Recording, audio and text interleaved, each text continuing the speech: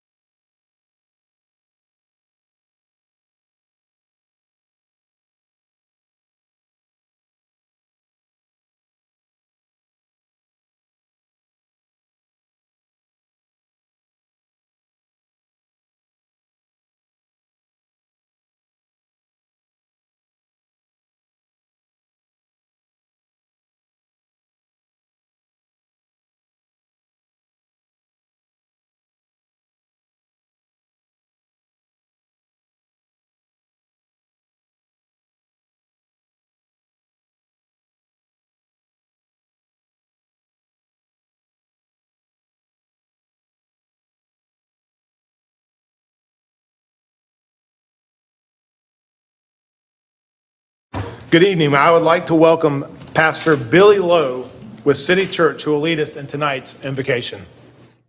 All right, let's pray. Heavenly Father, thank you for today. Thank you for the city. Lord, as always, we pray for our first responders that you would keep them safe. Lord, we're grateful for the work that they do. And we also pray for wisdom for this council as they lead this city. God, would they be discerning and wise, and may you be glorified in every decision. In Jesus' name, amen. Amen. Amen. Thank you. I would like to call the regular meeting of the Milton City Council for Monday, April 13th, 2026 to order. The city encourages you to review tonight's agenda carefully. Each citizen who chooses to participate in public comment must complete a comment card and submit it to the city clerk prior to the agenda item being called.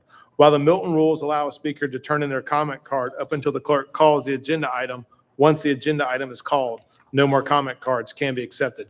Will the city clerk please call the roll and make general announcements? Good evening, Mayor and Council. I'll be happy to call roll for the April 13th, 2026 regular meeting. I would like to remind those in attendance to please silence all cell phones at this time. As the mayor mentioned, if you would like to make a public comment, you are required to complete a public comment card prior to that agenda item being called. All speakers will identify themselves with name, address, and/or organization before beginning their comment. And if you are representing an organization, a notarized affidavit is required stating you have the authority to speak on behalf of that organization. If you have not brought your comment cards to me now, please do so. Demonstration of any sort within the chamber is prohibited. Please refrain from any applause, cheering, booing, outburst, or with any person speaking. Anyone in violation may be asked to leave. Mayor and Council, as I call roll this evening, please confirm your attendance. Mayor Peyton Jamison. Here. Councilmember Doug Haney. Here. Councilmember Juliet Johnson. Here. Councilmember Carol Kirkley. Here. Councilmember Jan Jacobitz. Present. Councilmember Phil Cranmer. Here. For the record, Councilmember Brian Dolan is absent. Mayor, you do have a quorum. Would everyone please rise for the Pledge of Allegiance? I pledge allegiance to the flag of the United States of America and to the republic for which it stands, one nation, under God, indivisible, with liberty and justice for all. Okay, next is approval of the meeting agenda. Council, I would like to add a couple things. I would like to add a new business item that was inadvertently omitted from the agenda due to ongoing Milton Trails Advisory Committee business. It is time critical that this vacant position be filled. The agenda item is 25-114A, and that is a resolution appointing or reappointing members to the City of Milton Trails Advisory Committee by appointing a board member for District 1, Post 1. Actually, that is for my position, I believe. That is correct, Mayor. Okay, that's for the mayor position. And that is going to immediately follow the consent agenda. And then we will have a motion for executive session to discuss personnel, land acquisition, and/or litigation. Okay.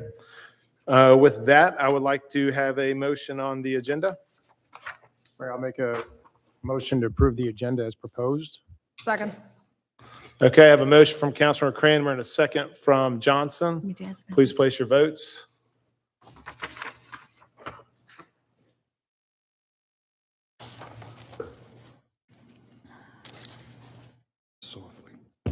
Okay, that motion passes unanimously. Mayor? Yep. I apologize for Shoot. interrupting. We do need to make one change regarding the consent agenda, as we'll be removing one item and asking the council to defer it to the next regularly scheduled council meeting.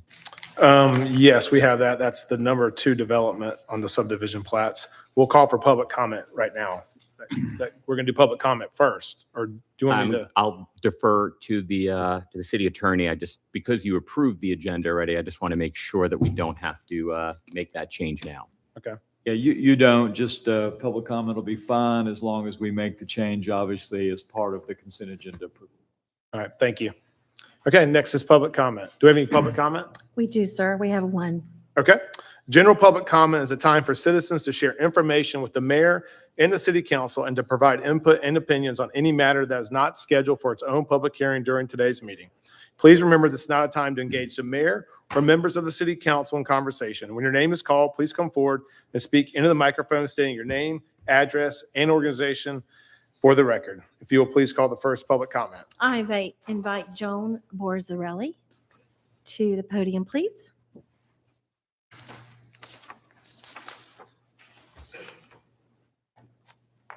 Joan Borzilleri, 540 Kings County Court, Milton, Georgia, 30004. I'm a member of the Milton Historical Society, as well as the Chadwick House Preservation Committee. I'm speaking tonight as a private citizen. It's just a quick update on McConnell Chadwick. Worthy of being saved and able to be saved. This was the mantra of the Chadwick House Preservation Committee. We're pleased that the Georgia Trust believed this to be true when they named the house to the Places in Peril list. Also at the state level, the Department of Community Affairs on March 26th of this year deemed the house eligible for National Register listing. This department is the gatekeeper in Georgia for the Federal National Register of Historic Places. The National Register has general criteria for a listing. To be eligible for the National Register, the property must be generally at least 50 years old, have historical significance, have retained integrity with enough original character to convey its historic significance. A word about the process in Georgia.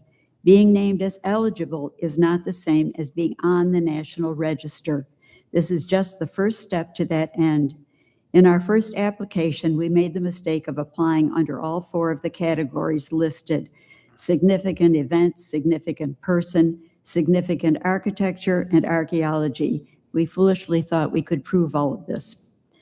Had we been able to hire professional consultants from New South or Edwards Pittman, and Edwards Pittman actually did some pro bono work for us thanks to a contact with that Rob Del Ross made, who's on the city staff. Thank you, Rob. They would have honed us down to one or two of the criteria. In our second application, we let architecture be the star, and that involved more work for architectural historian Bob Gamble, who's worked with us for 5 or 6 years. That tack worked. Even preliminary eligibility counts towards grants, foundation help, and government funding. Note that our efforts took longer than they might have if Milton had a working historic preservation commission. Our learning curve as volunteers was high. What are the benefits of National Register listing? The property is read into the congressional record as being historic. It is an honor for the community. It becomes eligible for grants and easements. It carries a prestige factor, putting the McConnell Chadwick House in a like category with other NR-listed properties in North Fulton: Barrington Hall, Bullock Hall, the Archibald Smith House, and the Simeon and Jane Rucker Log House in Alpharetta. It would be the only National Register-listed house in Milton. The next steps. The Department of Community Affairs provided us with resources, helpful tips, and examples about how to proceed with the NR application if we choose to do so.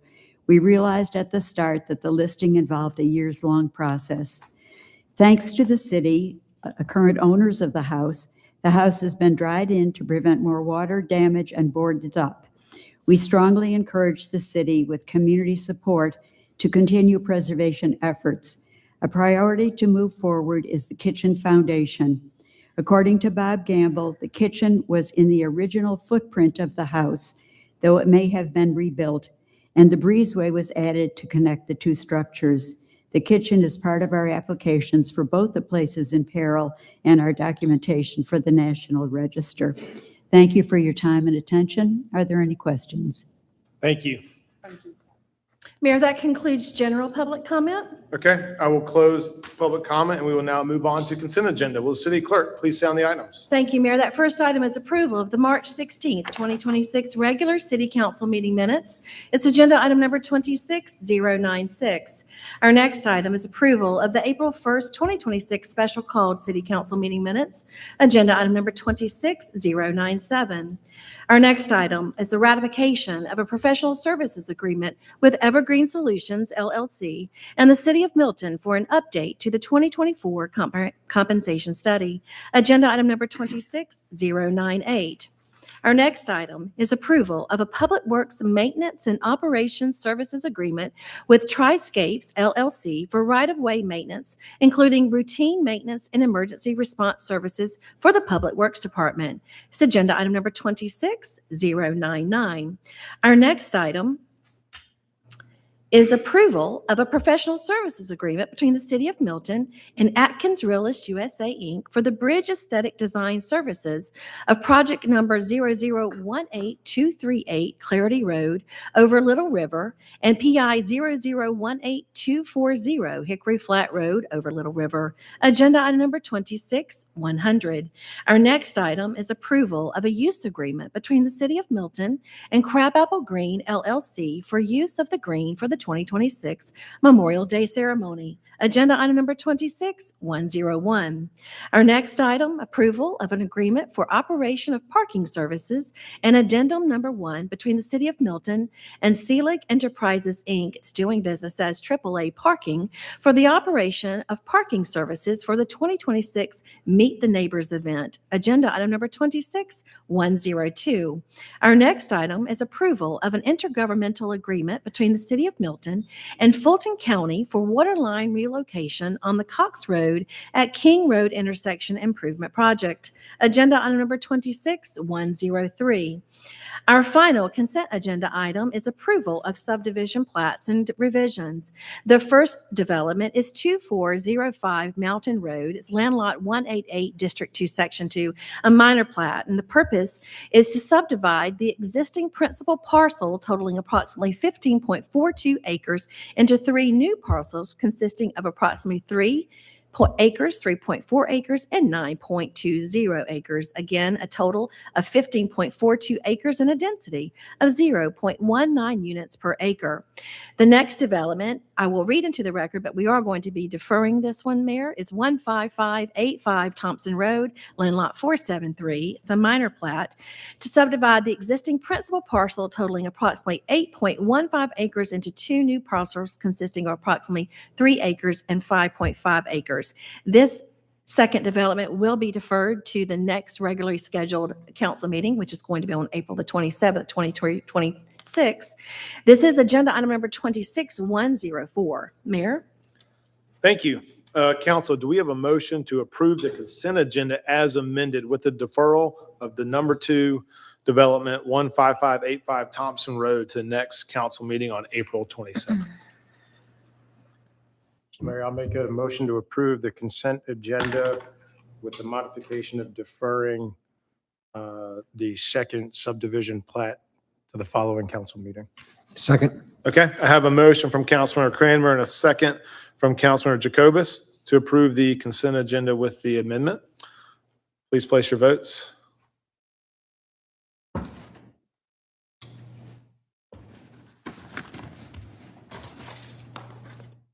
Okay, that motion passes unanimously.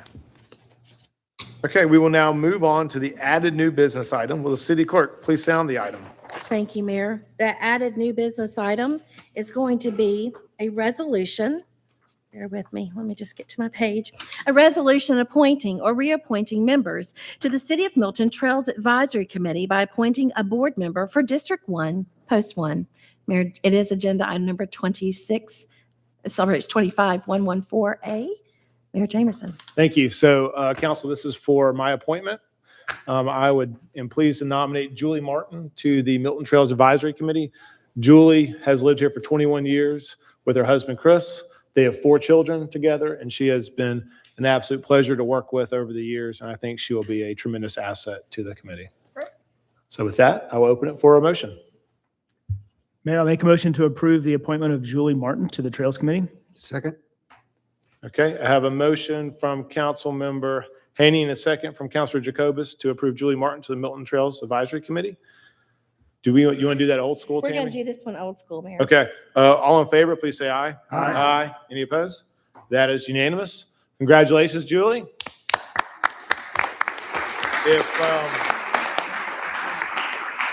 If you'll come on up, I'll swear you in.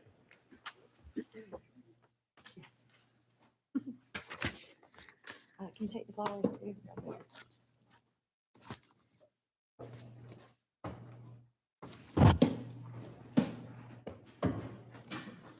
Raise your right hand and repeat after me. I do solemnly swear and affirm that I will faithfully perform the duties of the Milton Trails Advisory Committee, and that I will support and defend the charter thereof, as well as the Constitution and laws of the state of Georgia and of the United States of America. Congratulations.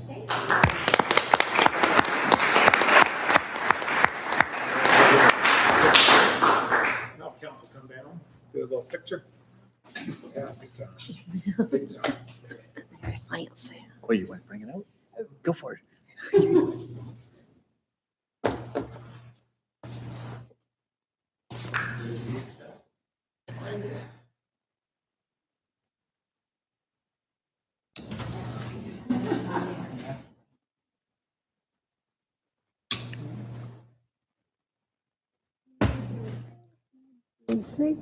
And one more. Thank you.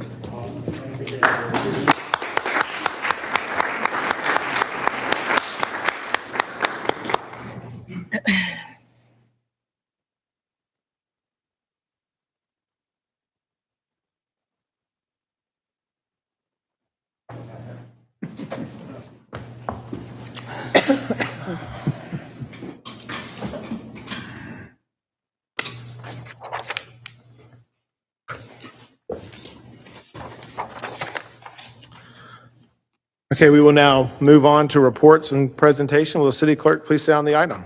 Mayor, that item is the proclamation celebrating the career and retirement of Bob Buscemi and the extraordinary impact he's made in Milton. It's agenda item number 26105. Mayor Jameson? Thank you. Tonight, we want to recognize and celebrate someone who has had a lasting impact on our community. As our city architect and previously the community development director, his influence is quite literally all around us. He not only helped shape how our city looks, but also how it feels. We are grateful for the legacy you are leaving, and we all wish you congratulations on your retirement. Whereas Milton is beloved in part due to exceptional individuals who understand what makes it unique and work tirelessly to maximize their talent, knowledge, and passion for the public good. And whereas Bob Buscemi stands out as just such a pivotal figure, having left his mark on Milton in a myriad positive ways. And whereas he joined as city architect and went on to have a leading role in the design and construction of most every major construction project in Milton's history. And whereas this includes spearheading the design of Milton's one-of-a-kind City Hall, Fire Station 42, Milton City Park and Preserves Community Center, and the public safety complex, including Fire Station 44, Milton Municipal Court, and Milton Police Headquarters. So Bob, I'll just say every building in Milton. Is that fair? Okay. Whereas each detail mattered to Bob, whether it means incorporating features that first responders love, finding ways to save taxpayers money, making sure contractors follow through on every punch list item, or relentlessly promoting Deerfield, Crabapple, and Milton as a whole. And whereas what mattered even more was how each project fit into Milton's identity, community vision, and overall story. And whereas Bob brought that same approach and impact to countless private projects, working with partners so that their look, feel, and high quality fit well within Milton. And whereas with his unparalleled attitude, aptitude, and energy, there has been no better public servant, worker, or ambassador for Milton than Bob. Now, therefore, we, the mayor and the city council of the city of Milton, celebrate Bob Buscemi, wish him well in his retirement, and express our heartfelt thanks for everything that he has done for our community. Given under our hand and seal of the city of Milton, Georgia, on this 13th day of April of 2026.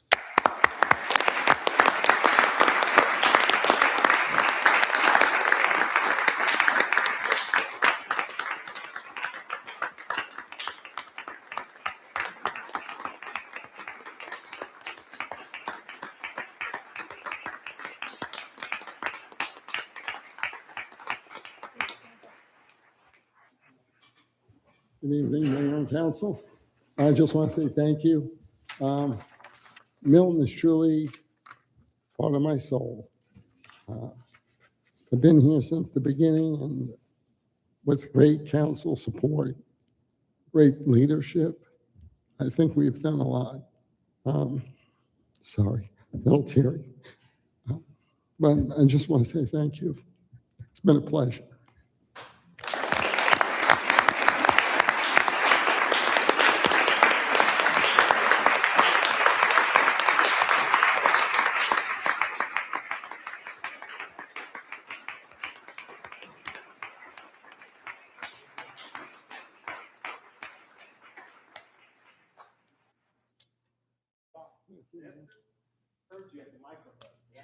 I was going to say the same thing.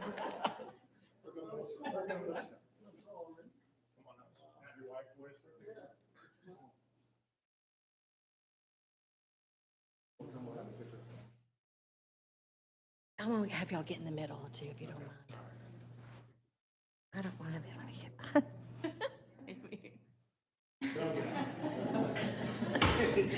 I mean, I could have went, but you know.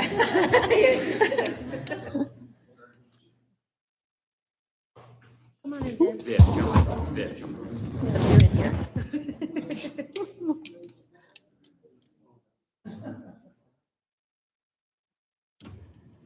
Okay, and here we go. One. Thank you so much.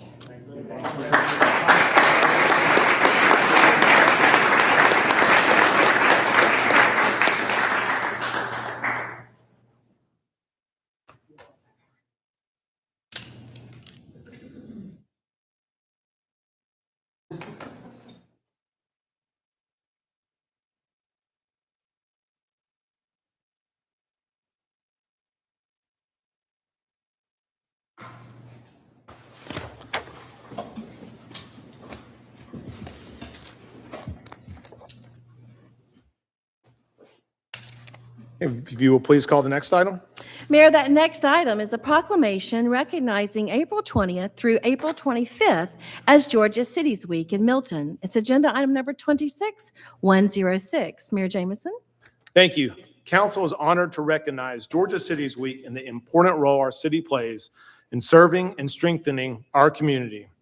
Whereas the Georgia Municipal Association launched Georgia Cities Week 27 years ago to showcase valuable programs, projects, and services offered by municipal governments.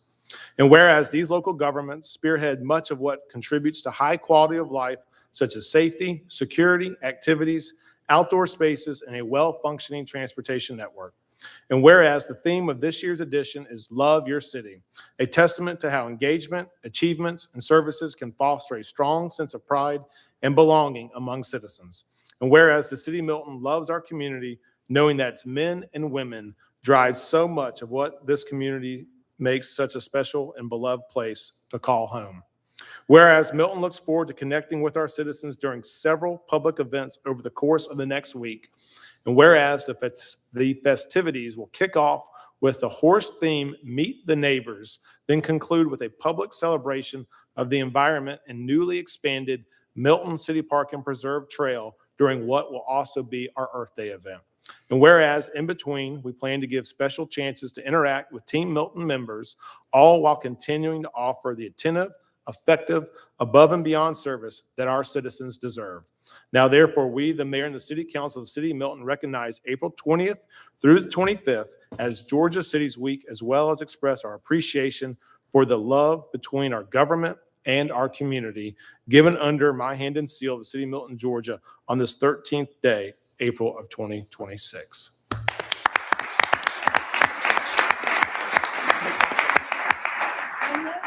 Have a few committee members and staff that want to come up Okay. for this picture. All right, committee and staff, come on up.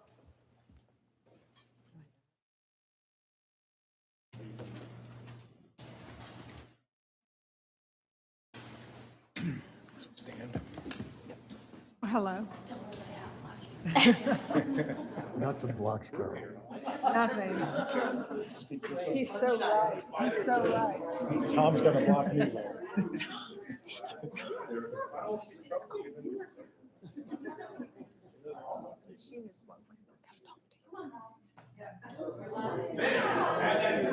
I have no complaint. No complaint.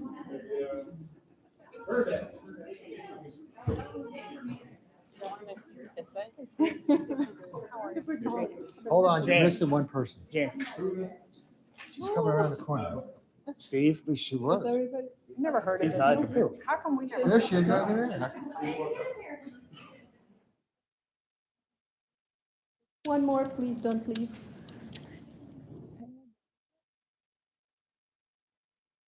Thank you.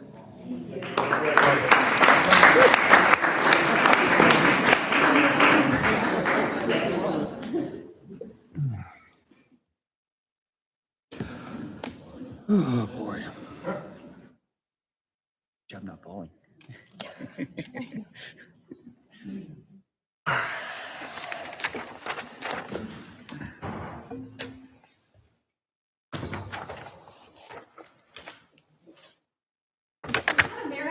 I just looked. I didn't say a word. I didn't say a word. Just a word.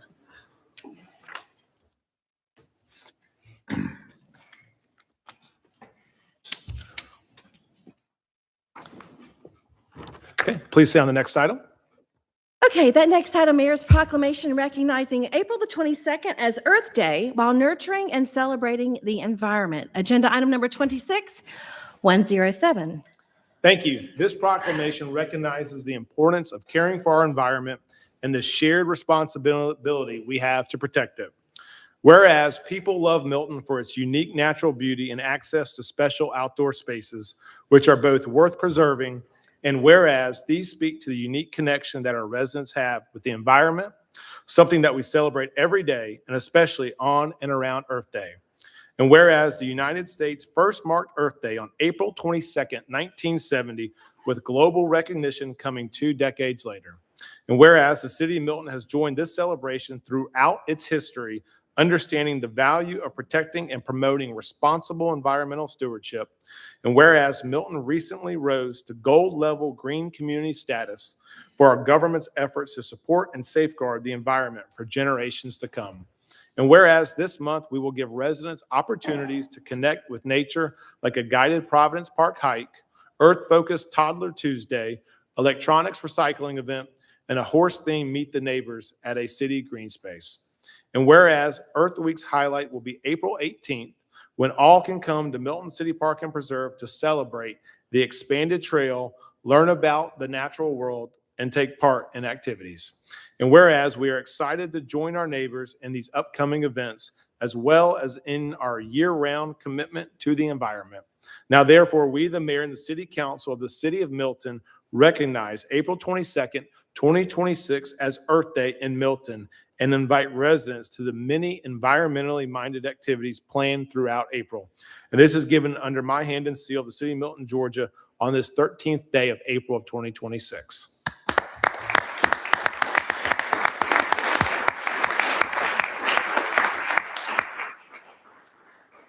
Just Ranger Jen, you got more? Oh, Yeah, I was gonna say. Come on, Northeast. Come on. I'm sorry. You're not the only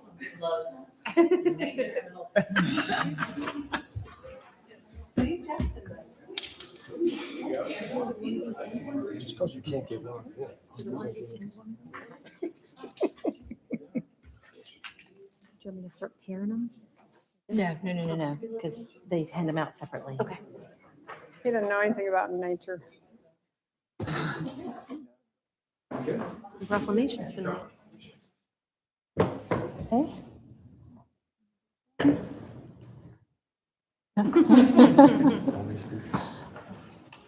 Perfect. 1, 2. Thank you. Thank you, appreciate it.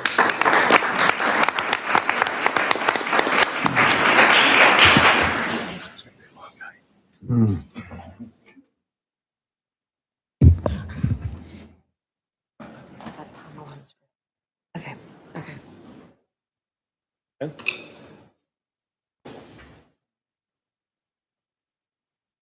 Mayor, our next reports and presentation item is a proclamation honoring the engaged graduates of the city's 2026 Citizens Government Academy class, the 9th cohort.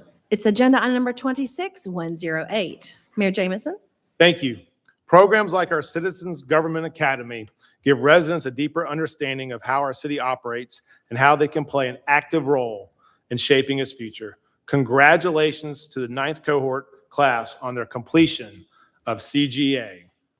Whereas Milton Citizens Government Academy gives attendees an interesting, valuable behind-the-scenes perspective on how our city government works hard to serve our community.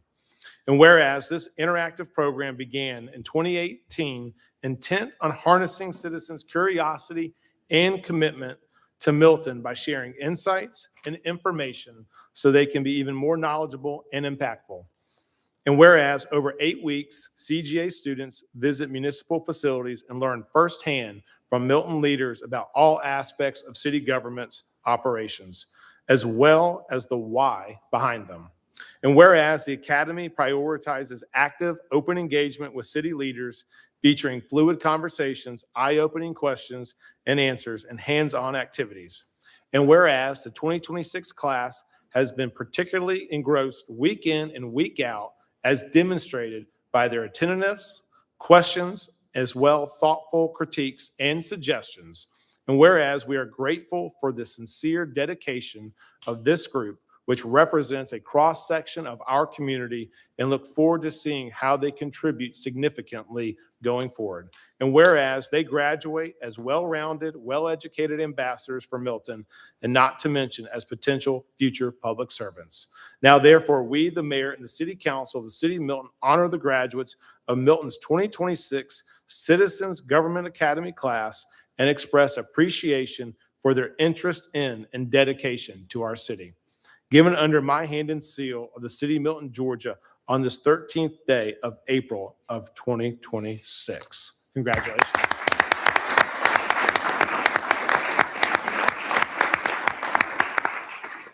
Now pass it on to Mr. Tom. Emily. Miss Emily. Got to keep you on your Okay, toes. it's good. I like that.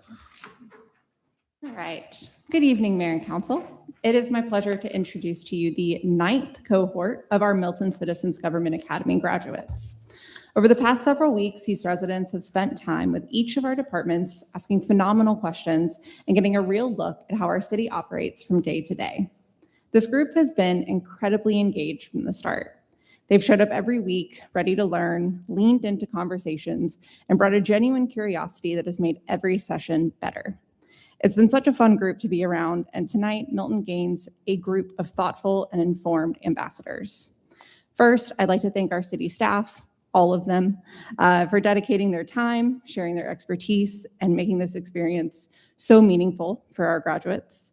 And thank you to our mayor and council for always supporting this program. It truly makes opportunities like this possible. And unfortunately, and I say it every year, I need to get caps and gowns. It would not be a true graduation without a class speaker, so I would like to introduce this year's Mike Toto.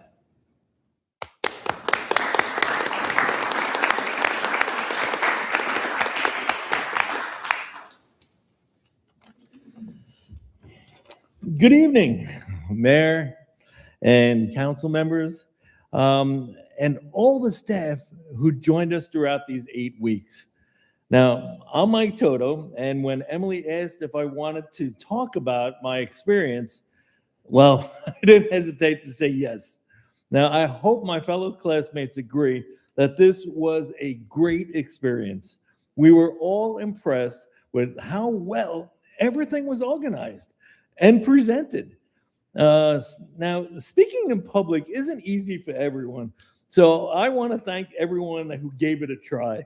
Now, from meeting the mayor and staff at the first class to the last session, we learned a lot about how the city works. The fire department and the police department were the main road trips of the course, and we would like to thank the entire staff for taking the time to give their presentations. It was funny seeing the competitive nature of both those departments. During the fire department presentation, one of the class attendees, well, they asked about donating food for the firefighters or the police. And when we were informed, everyone loves the fire department. So we eat all the donated food. But unfortunately, not everyone feels the same about the police. So they have to throw it out. Now, everybody laughed, but that's sad and funny at the same time, right? One of the classes was HR and Finance. Yep, I know your excitement, right? Now, I did wonder myself how exciting that would be. Bernadette Harville, the Deputy City Manager, was so informative and enthusiastic. How could you not stay focused on the topic? It was really great. So I want to thank you for that. I won't take up too much time here, but I do want to stress that this is a great program to get to know your city, and it is our city. Now, I hope this program continues, and it's a special way to learn about the community. On behalf of the Citizens Government Academy attendees, we thank you all for your dedication and hard work. Good night. Thank you.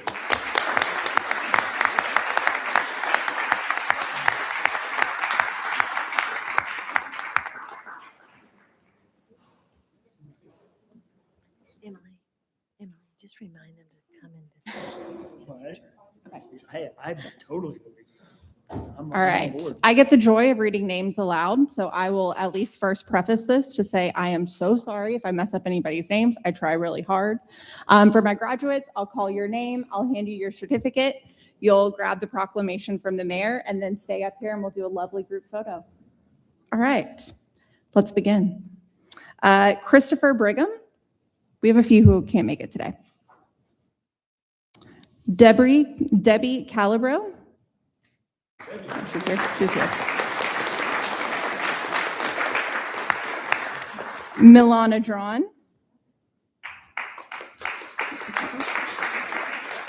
Laura Floyd.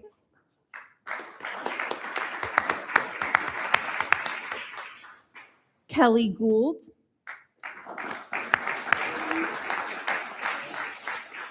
Jimmy Holden.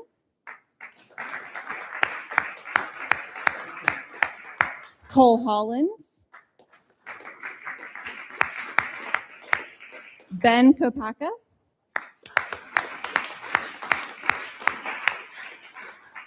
Sarah Moan.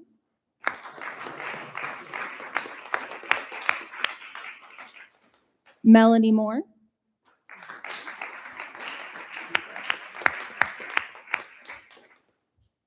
Sharanya Narajan. Or Melanie. Whoop. There you go. Bob Ransine.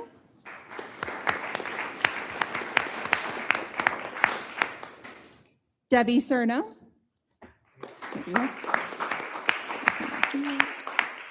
Donna Scholdice. Joanne Sullivan. And Mike Toto.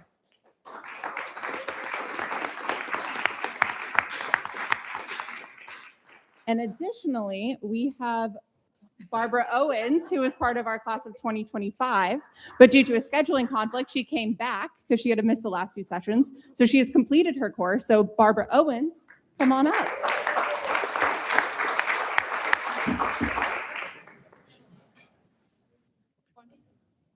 Did I miss one?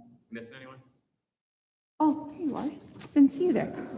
I'm so sorry. I'm the worst. Sarakumar Topin.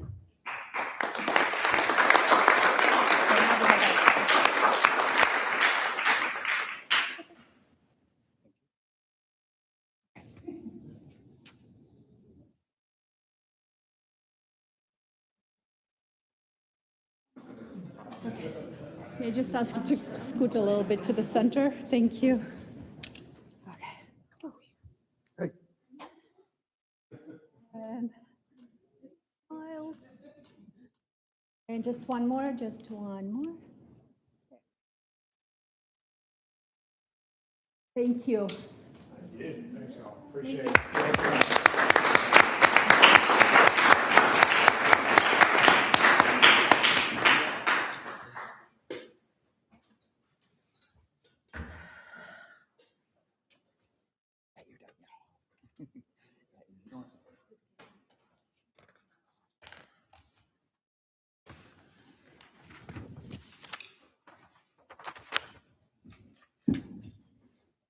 Okay, will you please stay on the next item? Mayor, that next item is the Freedom Park Long-Term Vision Discussion. Agenda item number 26109, our Parks and Rec Director, Mr. Tom McElveen.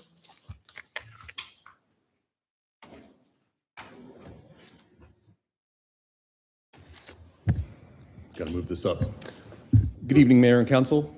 Tonight, I'm giving a high-level overview of Freedom Park, where it stands today, why this conversation is coming forward now, and some thoughts around what the park could become in the future. The purpose of tonight is really to bring a couple related items together in one conversation. First, I want to give you a snapshot of Freedom Park as it exists today. And second, I want to share the opportunity that exists to reimagine the park over time in a way that may better reflect its purpose and location. Ultimately, staff's looking for council feedback and guidance on the general direction of the park. Freedom Park is a small, approximately 1 acre pocket park located on the corner of Webb Road and Deerfield Parkway. It's highlighted in green in the image you see here. And currently it includes the Armed Forces flags, the Peace Pole, the memorial plaque and monument, a very short walking path, a bit of green space, and an outdoor exercise equipment circuit. It was originally intended to function as more of a pedestrian-oriented space, so it does not have dedicated parking lot. The park does have meaningful elements already, especially from a memorial standpoint, but its current layout is somewhat limited in how it functions as a broader community space, or perhaps, more importantly, as a more intentional destination within the area. The reason this is coming forward now is because there's been some recent council-driven feedback expressing interest in whether the park could provide more, specifically whether it could be more intentionally honoring freedom, military service, veterans, and fallen soldiers. At the same time, Freedom Park's location within Deerfield will have redevelopment over time that is expected to increase traffic, visibility, and overall activity. With the future active athletic park nearby as well, this area is going to continue evolving, so this felt like an appropriate time to step back and talk about whether Freedom Park should evolve along with it.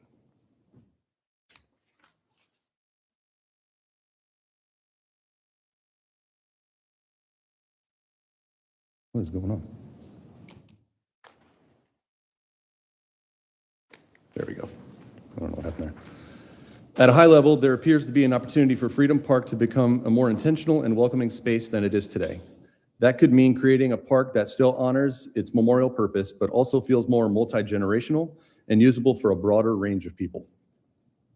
Some of the opportunities could include stronger military and veteran recognition, a more respectful tribute to fallen soldiers, additional quiet seating and shade for picnicking or reflection, memorial-focused features, interpretive or storytelling elements, and improved paths and gathering spaces. I've also taken some time to visit and look at a few similar parks and memorial spaces in the area that helped reinforce that even smaller spaces can still feel meaningful, welcoming, and well thought out. I took some pictures and they're included here in the slide. This is not intended to suggest that staff has any concept in mind, because we really don't, but we want to frame the types of opportunities that could be considered if council would like to continue exploring them. There are a few important considerations to keep in mind as part of this discussion. First, there's no immediate fiscal impact associated with tonight's presentation. Any future costs would depend on the scope of whatever direction council may want to pursue. Access and parking would also need to be considered, including the possibility of a partnership with the neighboring property where the old city hall is located. I have had some early conversations with those neighboring property owners, and those conversations, they have been receptive to the idea. If staff does continue evaluating future improvements at the park, a formal timeline would be established, and I can come back with a better idea of what that looks like in a future council meeting. We would want that planning and outreach to include the Parks and Rec Advisory Board, veteran groups, nearby stakeholders, and of course the community. So that planning process is thoughtful and well-rounded.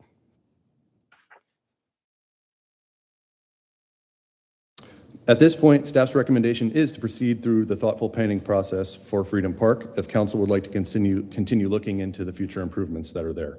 The goal would be to make sure any future concept appeals to multiple generations from kids to seniors and honors the park's memorial purpose while also considering its role in the evolving Deerfield area. As noted on the slide, the alternatives are really either to leave the park as it is now or to continue exploring an even more broad reimagination of the space. So at this point, my presentation is concluded, and I'm happy to receive feedback and questions. Mayor? Thank you. Any council questions, discussion?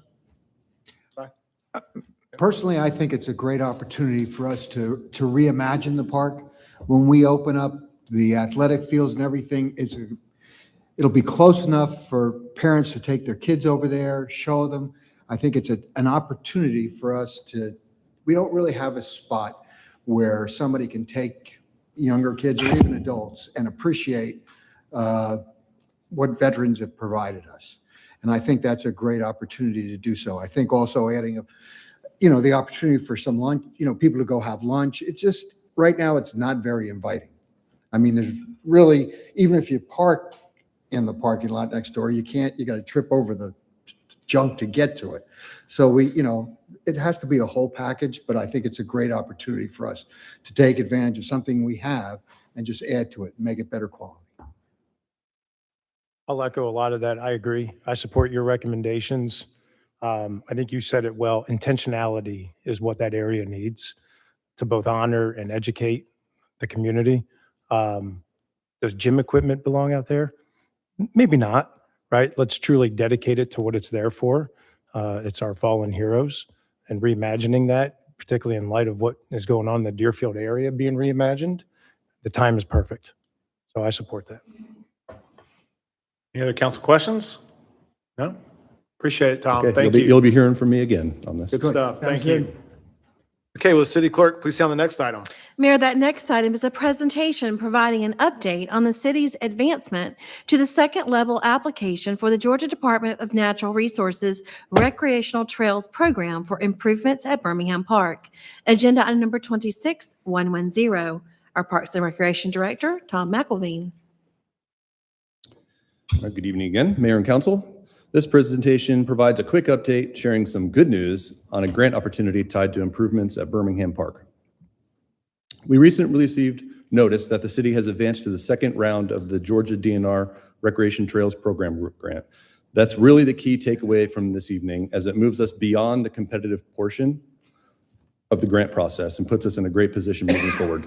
And before I move too far into the presentation, I do need to thank a couple staff members, both Michaela Burke and Jen Young, who are here in the audience tonight, for their critical involvement in the successful completion of this grant application.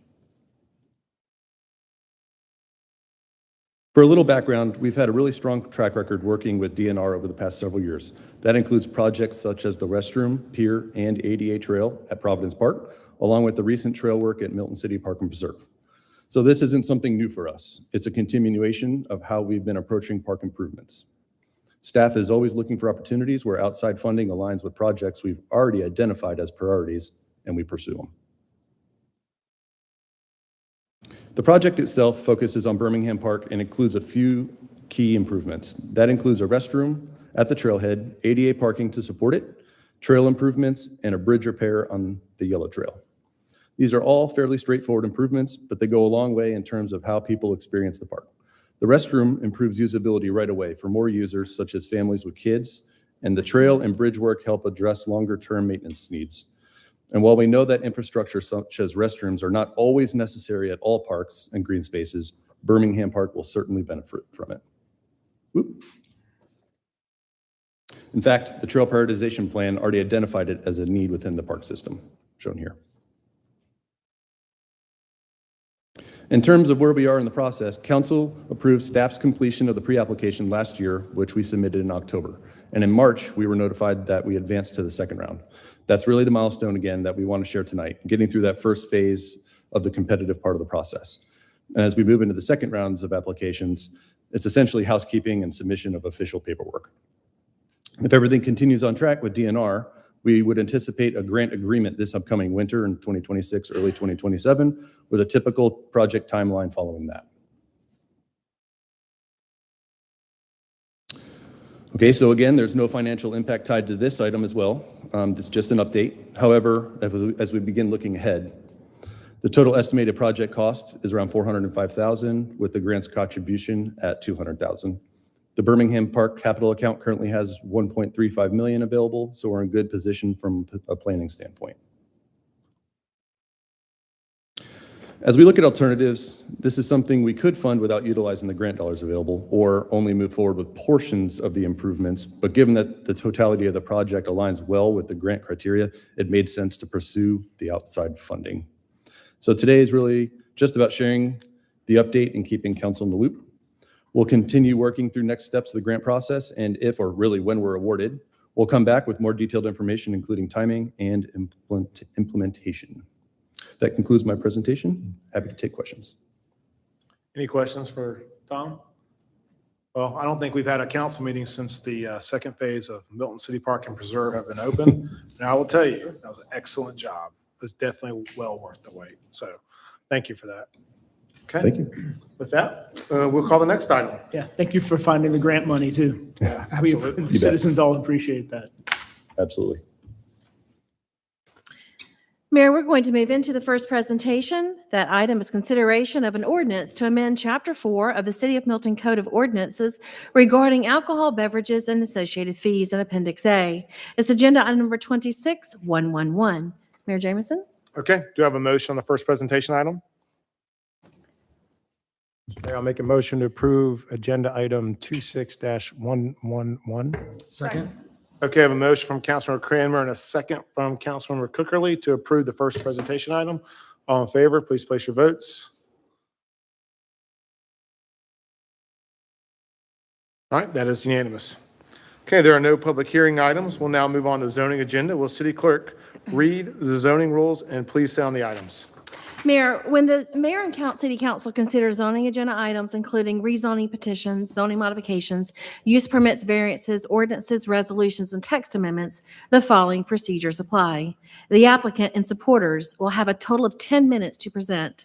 The opposition will also have 10 minutes to present and may use any remaining time for rebuttal. The applicant may reserve time for rebuttal, and as the party with the burden of proof may make closing remarks if time remains. All speakers will be called in the order in which the speaker cards were received. The Planning Commission has reviewed the items and forwarded it to its recommendations to the council. No new materials may be submitted at the meeting unless requested by the council. All materials should have already been submitted to the Community Development Department and included in the council packet. Any opponent of a rezoning action within the 2 years prior to filing the opposition has made campaign contributions totaling $250 or more to a local governmental official considering the application must file a disclosure with the governing authority at least 5 days before the Planning Commission meeting. Failure to comply with state law constitutes a misdemeanor. Therefore, if you have contributed $250 or more to a council member and have not filed the required disclosure, the city attorney strongly recommends that someone else presents your position. Our first zoning agenda this evening is let me get to it.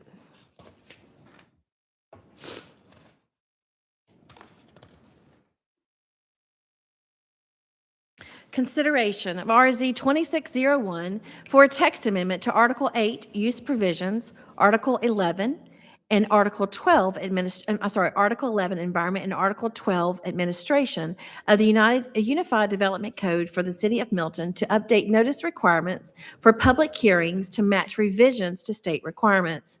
It's agenda item number 26083. Our zoning manager, Robin McDonald. Good evening, Mayor and City Council. Tonight, we're going to discuss this first text amendment.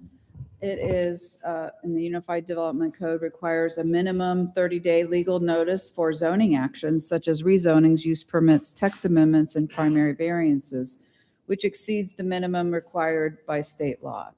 The purpose of this text amendment is to update the legal public notice requirements for zoning actions by reducing the minimum notification period from 30 to 15 days, which maintains compliance with state requirements and improves the process times. And in this table below, you can see clearly the current requirements and the proposed amendment requirements or proposal for the new 15 days that have been previously 30 days for minimum, and then the maximum remains the same at 45 days. The benefits of this change are consistent alignment with state requirements, greater flexibility for scheduling public hearings, and it also maintains the legal public notice requirements. For this process, in public hearings, there was no attendees at the January Community Zoning Information Meeting, and at the Planning Commission meeting in February, they unanimously recommended to approve the text amendment as presented. And so I'm here to answer any questions you might have on this text amendment. Any questions for Robin on this? Do we have any? Oh, go for it. Is 15 days consistent with other local municipalities as well? That's the minimum. I would say most do have 15. For some of the zoning actions, there was some difference between 15 and 30, and originally we had 30 just to give more time, and then last year we changed the action for demolition permits to 15 to allow some more flexibility for the builders. It just took a long time for 30 days. And then now that the state regulations changed to 15 for all zoning considerations or actions, we're just following that to 15 in order to one, to be compliant, as well as two, to make it a little bit easier to get through the process. This is part of the state of Georgia's General Assembly's ongoing tweaking with the zoning procedures law. And it's made a lot of governments have to just keep up, like every other year, we're having to keep up with our timing. So a few years ago, they changed the code to require zonings were always 1545. That was always sort of the guardrails on zonings. But then they changed variances like quasi-judicial actions. They changed them to 30. So now to our poor staff around the state, we're having to figure out two different tracks. There's a 30-day track and then a 1545-day track.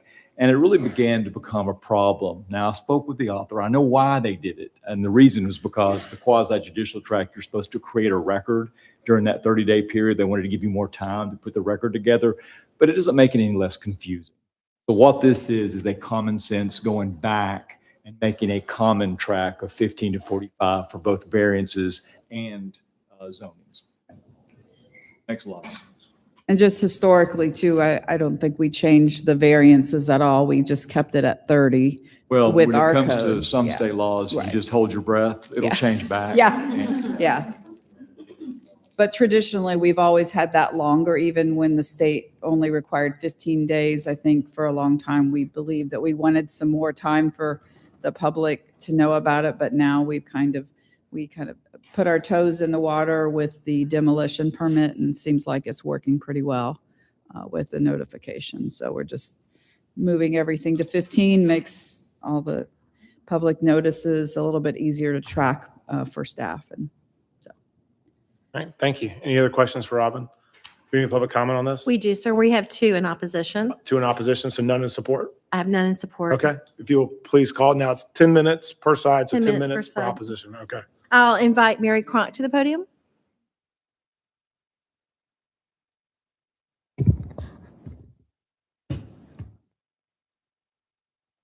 Mary Cronk, 600 Hickory Mill Lane. While I agree that we want to look for ways to streamline processes, what I want to really focus on is the primary variances that would be impacted by this as well. For a lot of these other things, zoning, things like that, they're going to go to CZIM. And then, well, CZIM could be Planning Commission. For other things, it could be the Design Review Board. But for a primary variance, you have public notification, and then it goes directly to the Board of Zoning Appeals. So potentially, here's a scenario. Somebody travels. Lots of people travel in Milton. You leave on a Monday, and notification goes up on a Tuesday. You're traveling for 3 weeks. You come back during that 15-day period, the Board of Zoning Appeals has already heard this variance and approved it. Under other circumstances, they've got that 30-day minimum. And I think 15 days is just too short a time for something like a variance that needs notification to be given. In addition, I would point out that under the public notification for primary variances, under J2, it says that the notification or location in the public street frontage of the subject site at least 20 days, but not more than 45 days. So that would also have to be changed then to 15, because it doesn't make sense to put it in 20 days if your notification period is 15. So that would need to change. And then also on the next section under that, on I, the sign must be mounted and posted. So again, it's that 15-day versus a 20-day.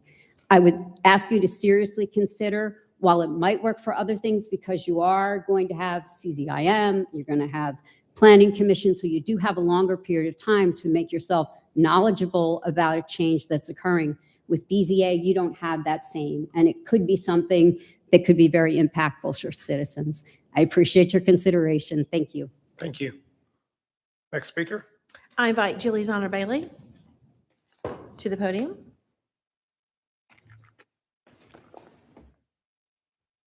Good evening. My name is Julie Zonner Bailey, and I reside at 255 Hickory Flat Road, Milton, Georgia. I have concerns with the proposed amendments, which would lessen notification to citizens in the community from not less than 30 days to not less than 15 days. While this is presented as aligning with state revisions for notification requirements, it is my understanding that the city of Milton, and actually no municipality, that we do not have to align with the state on this notification. Instead, the city of Milton can and should have in place ample notification periods that align with the values and commitments of the city of Milton to provide as much notice as necessary to allow for community involvement, engagement, and full transparency. Since its inception, the city of Milton has always prided itself on adequate public notification and citizen engagement. Reducing the notification timelines to a mere 15 days would have the opposite effect, making it more difficult for citizens to be made aware or for citizens to have adequate time and notice to provide input before an amendment goes before a body for consideration or before a primary variance goes to the Board of Zoning Appeals, as one example. 15 days is simply not enough time. Please consider maintaining the current not less than a 30-day window, allowing more time for citizen awareness and involvement. The city of Milton has been recognized for citizen engagement. Let's make certain that our notification timelines adhere to this critical value of our unique, citizen-centered community. Demolitions are woefully different from zonings and from variances and from major amendments to the code that we follow. Process should not trump community involvement, nor should it trump notifications to citizens that have a desire to be involved. Thank you for your consideration, and I would ask that you please maintain the 30-day versus moving that to the 15-day. Thank you. Thank you. No other public comment? That concludes public comment. Okay, I'll close public comment. Any questions from council? Quick question on the sign on the 15 and 20. Is that going to pose any issues with this motion if we approve the 15 days and our ordinance is 20 days on a sign? I haven't had a chance to review Okay. it. I'd have to turn to my experts. I don't think I see a built-in conflict. The sign would simply have to go up. Oh, I guess my question is, if we approve this, are we going to have to change the code in the future It meeting? would make sense to. Okay, all right. Built-in conflict, but it could actually. We don't want to add to confusion, so. okay. Other than consistency and consolidating some of these down to similar days, what is the benefit of 15 days versus 30, either to citizens, developers, whomever it may be? I'm going to answer at least with respect to the current two-track system right now. I think that is a benefit. Everyone understands that there is a common 15, 45-day requirement. I think that adds just a take away the dual-track system. Robin, what are you seeing in real-world scenarios when residents are applying for things, like Councilmember Haney just said? I mean, as one of the commenters made, we actually have other meetings for the rezonings, use permits, text amendments. It's a fairly long process that we are required in our own code to have a community zoning information meeting that does allow for an extended amount of time for review. In regards to the Board of Zoning Appeals, we do have a required meeting for a design review board courtesy review. So for instance, the DRB occurs on the first Tuesday of the month, and then the Board of Zoning Appeals is the third Tuesday. So there's actually an additional meeting that's published about an item. So for the design review board. I think for the applicants, obviously in the variances, they would prefer that, but at the same time, I guess it is a consideration that was brought up by the speaker about having enough time. But I would also add, like I said before, we do have the DRB meeting that happens before, 2 weeks before. So 15 days, knowing there's DRB, there's BZA, there's a CZM also possibly, or? We do not have a CZIM, but that says minimum. I think that, if, usually we try to get the letters out more than 2 weeks, and obviously way more than 2 weeks in advance because we want to let them know about the DRB as well. But, that is a consideration for council. So zoning is how many days today? Like the process. What's the notification? Oh, it's 30 Today, days, 30 but today. it's also a little bit moot because we have the community zoning information meeting prior, like a month prior to the planning The commission. BZA is 30 days today. Today, So it's 30 30 and 30, days. they kind of mirror, and y'all are, Correct, yes. okay. So the recommendation is to go to 15 and 15, which is what state law has allowed us to do.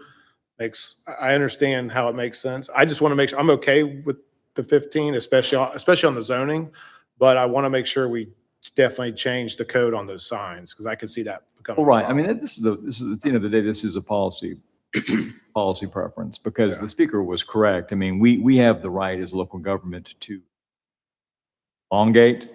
We just can't go less. And I think to the point is when the zoning, you have CZIM, you have planning commission, you have council, 2 council meetings. I kind of understand that. And I think to the speaker's point, the primary variance could pose a little bit of an issue, but we have DRB. So I think I understand to keep it clean. I know for staff's perspective, you want to keep it the same. It doesn't make mistakes. And I think we're fine with it as long as we clean up that signage. I have a question. Ms. McDonald, what are the sum total of our announcement efforts? Is it all mail? No, so we have, there's an app and newspaper, the Milton Herald. It is required to be published for those days prior to the publication, as well as letters. For the Board of Zoning Appeals, our code only requires, I believe it's 300 feet adjacent to, so you're really only getting the adjacent properties. They're sent letters, notification of the meeting and the request. In regards to the other items like the rezonings and use permits, we send out, I believe, like 15 days before the CZIM, and then it's published in the newspaper 10 days, as well as a sign going up. So that's why there's plenty of notice for the rezonings and use permits. With text amendments, it's just notified in the newspaper because we're not going to post it anywhere. There's no letters that go out. It's just the newspaper for text amendments. But nearby properties are mainly just contacted by mail? It is, and let me just correct myself. So in the primary variances, it's 300 feet, but with rezonings, I believe it's 500 or 600 feet, but you have to meet at least 70 property owners. So what happens is if you only have 10 property owners, we go out until we reach 70. And that's our own regulation. That's not state law. Do we have email addresses on the tax rolls? Do we have those anywhere, email addresses? Can we put any creativity in this for announcements like in any of the city news that Mr. Botello sends out on a regular basis? Oh, well, there's lots of communications that occur with all the meetings and explanation of what's being requested, so I don't know. I mean, yeah, if we have a few thousand people, Yeah, so not everybody, but it is somebody. what frequency is that? I get them, but I don't. I never mean, it paid depends. attention. I mean, usually a few times a week we have something that goes out. But for these types of items, there's a regular cadence of those types of posts. Okay. So what do we have? How many? 20,000? What are we up to? You mean in the email? On Facebook? Oh, 22,000, something like that, yeah. So we have Okay. 22,000 people that follow us there. I don't know what we have on our constant contact email, but that is another way in addition to the regular US Post Office that we try to connect. All right. Any other questions for Ms. Robin? Robin, the downside of keeping it at 30 days today is what? I get the upside value and just being aligned with state law and the like, but what's the operational downside today by maintaining 30? I mean, I think it's to be consistent with the current DRB, not for, just for the demolitions. And I do believe it would help with the overall schedule of a rezoning or use permit or text amendment. It would shorten it a bit overall because of the reduced 30 days advertising for each public hearing. Can I add to that a little bit? Yeah. So when we start to look at the advertising for these various meetings, and depending on what they are, it's a labyrinth of trying to work through that schedule to try to make sure that you are advertising correctly based on whatever the item is. Some uniformity would be helpful. It would prevent errors. It also creates public expectations. So because everything's the same. I think the downside, specific to what you're asking, is it creates variability that could create unknown expectations and staff errors, whereas uniformity does the opposite. My only concern is between my time on DRB and my time on council, I haven't heard from many people that are, yes, I've heard from people that our time to get things approved, I'm in the process of a project myself right now, can be onerous. I think more outcry comes from lack of communication or things that have changed that people didn't know and weren't expecting. And I would rather err on the side of over communication and elongating the time frame for more citizens to know what's going on than shortening it. That's just my take on it. I just think back to our first quarter on city council was because of some poor communication of what transpired, right? I can think of a greenhouse that went up in a neighborhood that was because of some bad communication that somebody may have removed a sign that was supposed to be up, right? So there are things that happen that, if anything, I would want to protect all the citizens around than expedite the process for the one. Is there a balance to get to maybe not 15, but 20, 25, and you drive consistency across your timelines at a higher number than the lowest minimum threshold? Is that even That's what a I was gonna possibility? say. What I posit, and my conscience was just on my shoulder. If we're truly trying to seek uniformity, make everything 30. See, that's kind of where I'm going at. I'm fine with it being 15 and 15, but if we're going to do 15 and 30, I'd rather be 30 and 30. I just want. What's the downside of that? If we have uniformity on 30, do you see a downside to it? I think the downside is still trying to meet the public the advertising requirements. And 30 days is a long time, versus Robin, 15. So just to help everybody out here, let's do this 30 days on the demo. When does someone who's been, resident that's been here wants to tear down an old structure on their piece of property? When they walk in the door and they give you the piece of paper, give us the time on how long we're talking about.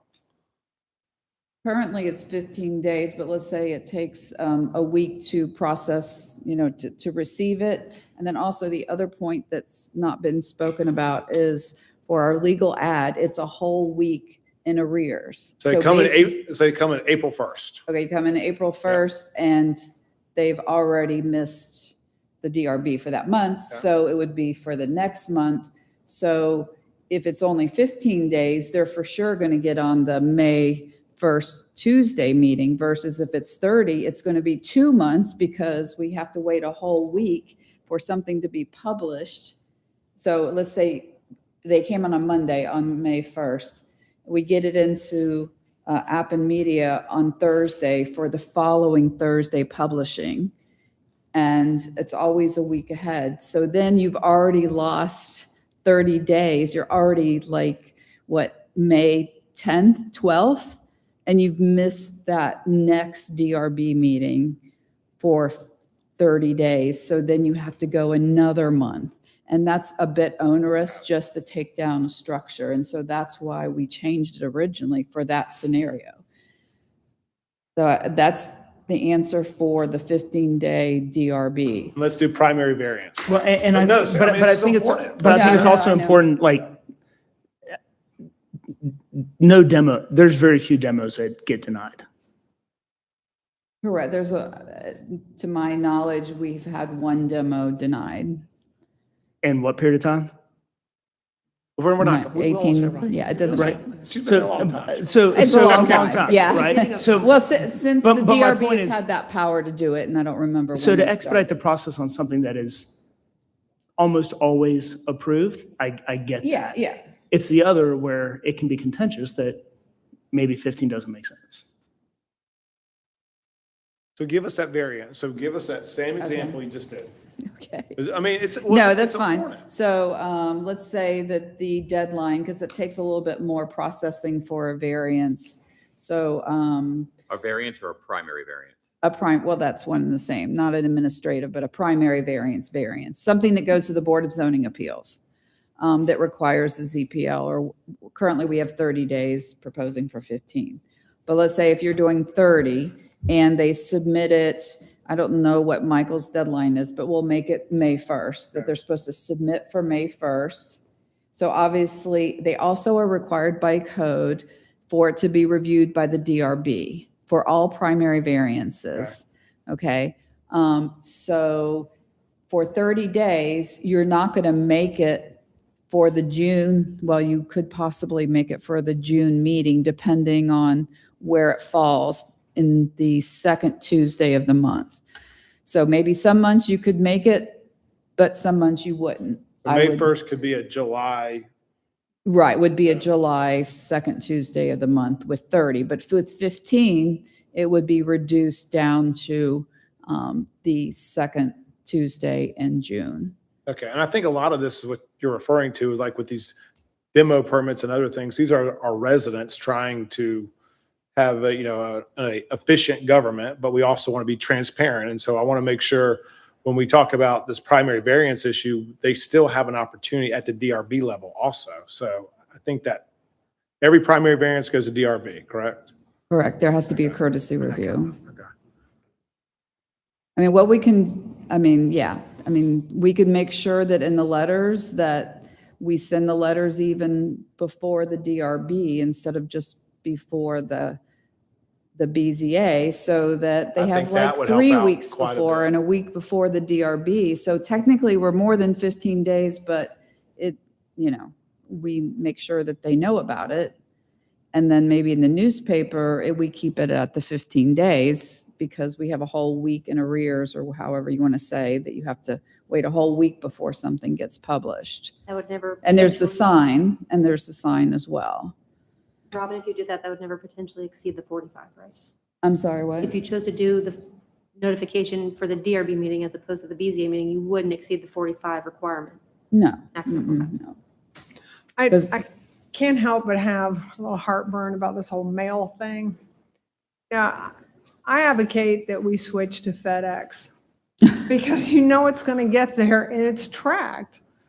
I mean, if you're going to do a short run, how can the mail can take 10 days across city. That's why I think what Robin was saying was if you're going to mail it, you better mail it before the DRB meeting. Yeah, but right? we're still talking about human task and human this. If look, it'll all be great if no one has to say, I didn't know. And we don't have any record of informing people. I mean, I know it adds some cost, but it's CYA. Some jurisdictions require registered mail, USPS. We don't at this point, but other jurisdictions, that's their normal process. Well, on important things, why wouldn't we? I mean, what stirs people up more than just being out of the loop? And most of the people out there are in a slumber, and good for them, you know? I mean, From a staff perspective, if council does not want to go forward with this, would it be more efficient for y'all to have the 30-30? Or do you want to keep it at 15 for the demo? Well, if I believe, and maybe the city attorney can correct me, but if you choose not to approve this text amendment, it would remain at 30, except for the demolition permits would remain at 15. And would you prefer, and where I'm kind of getting at is if council is not going to go forward with this, would you prefer to have the demo switch to 30, or we're going to keep it at 15? Staff would prefer it to be 15 because I think that that's what the development community has gotten used to and is very happy with that. And I don't think we've had any issues with it. Fair enough. Any other council? Is it currently 15 days from BZA?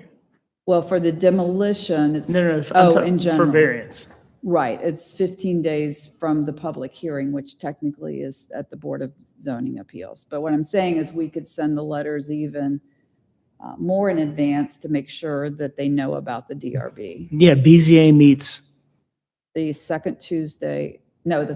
third Tuesday, the week after DRB. Yeah, usually 2 weeks, depending, most times it's 2 weeks after the DRB. Could you not make the 15 days from DRB? Does it have to be? Well, that's not a public hearing, so I'm just saying we could add something to the text and say that's how we have it in rezoning. So we say there's a certain number of days required before the DRB. I guess I'm just thinking if it's 15 days from BZA and DRB meets 2 weeks before that, people would find out a day before DRB that something was coming down the pike. Is that right?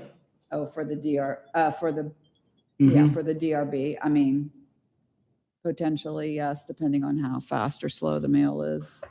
That's Councilman Jacobus and Steve. I'm okay with the 15-day if we change how we send the letters. I think Carol makes a great point.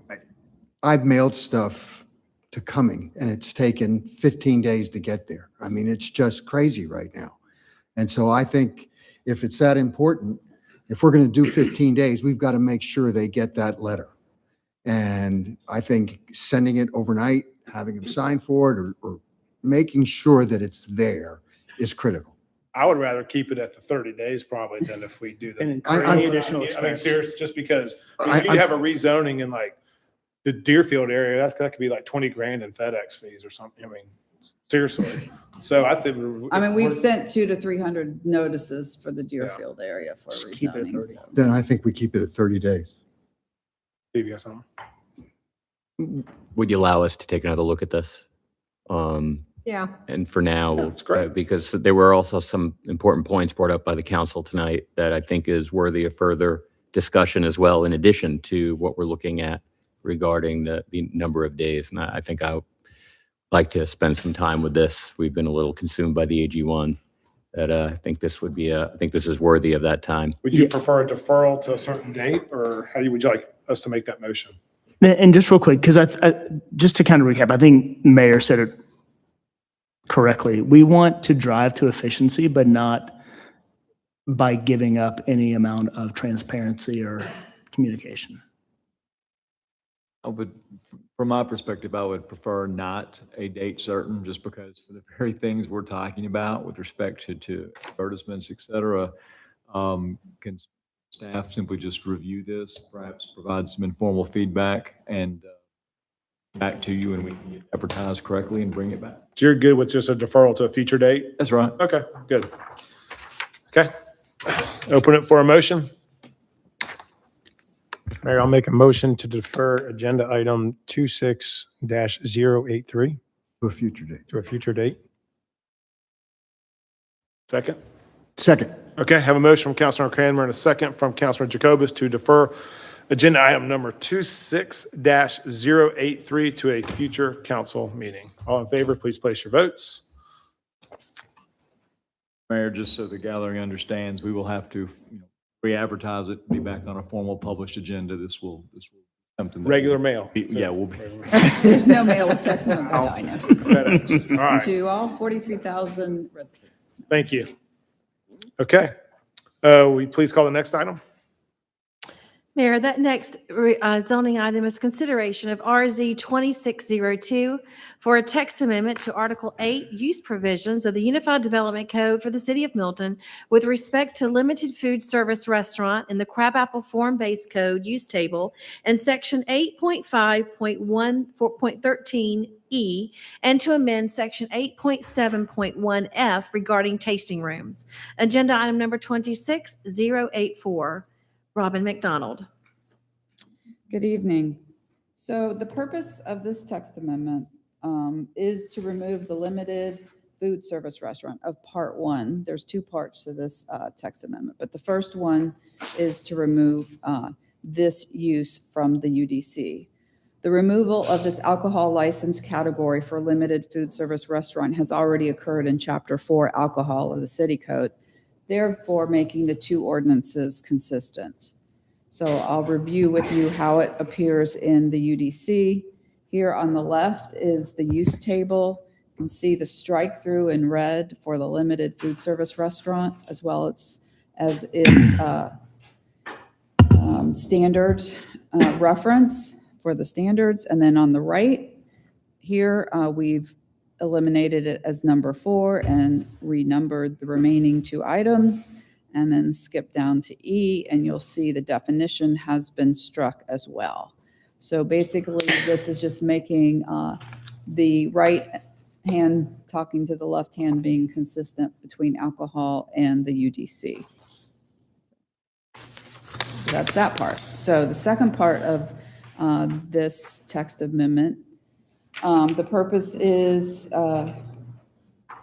to provide consistency between the UDC and Chapter 4 alcohol in regards to the farm winery or Georgia Farm Winery use permit to include standards as required by Chapter 4 to be reflected in the subject use permit. So if you look at the area to the right on the bottom, number K, and this has been amended to state the tasting room must be located at least 50 feet from any adjacent residential property lines and no larger than 2,500 square feet in size. So this would make this consistent with what is contained in Chapter 4 of alcohol. And there were no attendees at the January CZIM, and this item was unanimously approved by the Planning Commission at its February meeting. So, okay. Okay. Any questions for Robin? Hearing none, any public comment on this? There is, sir, there's one. I invite Ben Kopaka to the podium. Okay. Oh, you don't want to do it this one? Okay. Okay, I'll close public comment and I'll open it for a motion. Mr. Mayor, I make a motion, we approve agenda item number 26-084. Second. Okay, I have a motion from Councilmember Cookerly and a second from Councilmember Jacobus to approve agenda item number 26-084. Please place your votes. Okay, that motion passes unanimously. Thank you. Okay, you'll please call the next item. Mayor, our next item is consideration of RZ 2603, text amendments to the Unified Development Code regarding minor plats and AG1 standards to the following: Article 2, General Provisions; Article 3, Agricultural Districts; Article 6, Special Purpose Districts; Article 9, Site Development; Article 10, Streets and Improvements; Article 11, Environment, Article 12, Administration, and Article 13, Definitions. It's agenda item number 26092. Our Community Development and Public Works Director, Sarah Leaders, and our Deputy Director, Community Development, Tracy Wilds.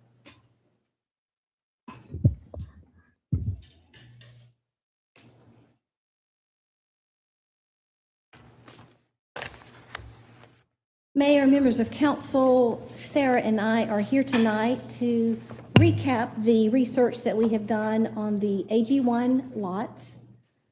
To give a little background, the staff did evaluate AG1 lots.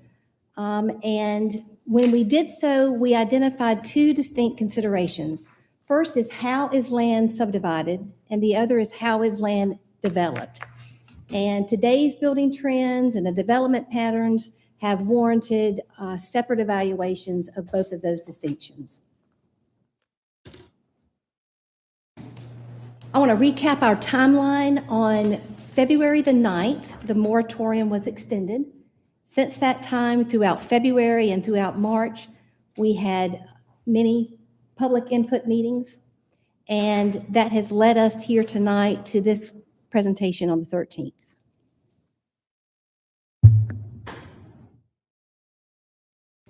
I will add that this is a compressed timeline, that typically between the CZIM and Planning Commission, there's typically a month between that, and then a month between Planning Commission and the first read.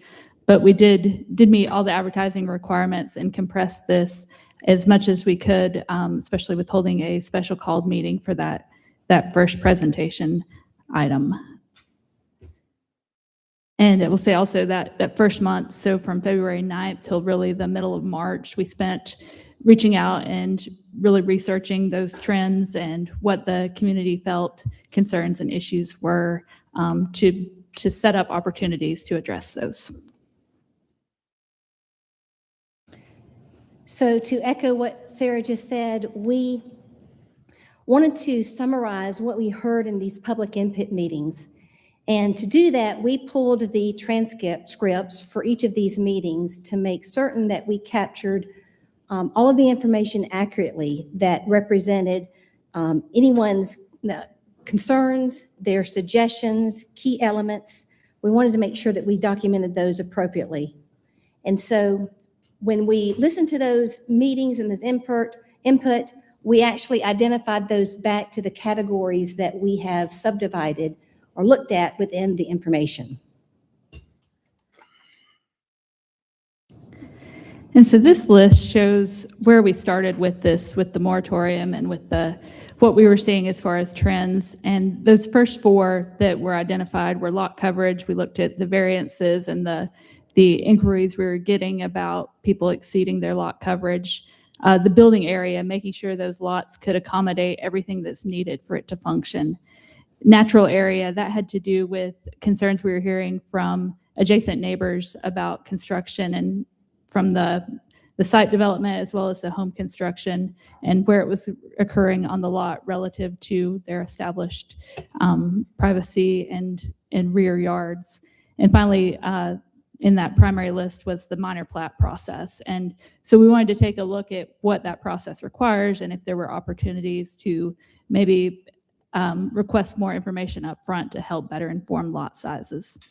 And you can see the alignment with the public input. Again, we took those transcripts and we said, which of these concerns align with these focus areas? And you can see the ones that were very strong alignment with what we heard from the public. The secondary items here are items that came up through our public input. So we heard a little bit more about maybe the issue isn't so much with the minor plat process, but it's verifying the things that are built, that making sure they align with what was approved on the plans. Another item that came up in the public input, and we'll talk more about this, is a agricultural tract exception, a way to look at subdivision while retaining a larger tract.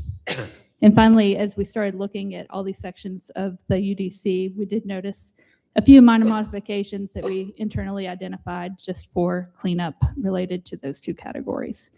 So as we go through the next slides, you'll see these numbers at the top. So we're going to highlight all the topics that go under lot coverage first, and then you'll see the other 8 as we work through this.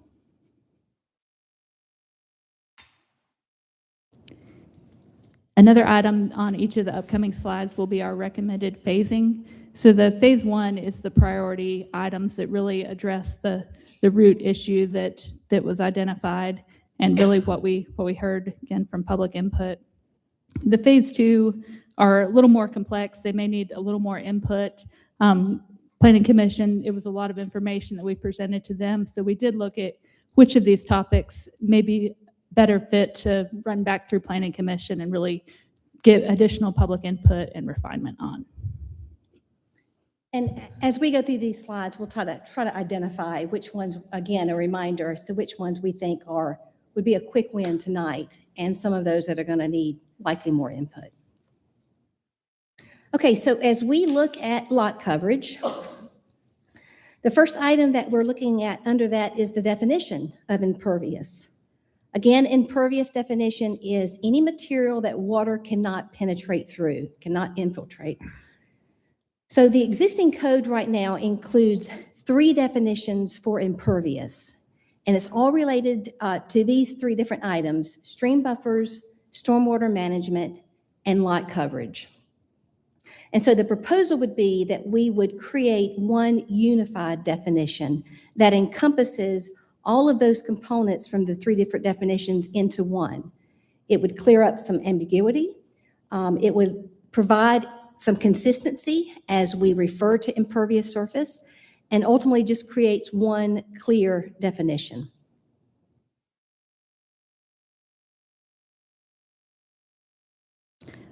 One other thing we included as an item in this list under impervious cover was the last one that says other surfaces determined to function as impervious based on their impact on infiltration.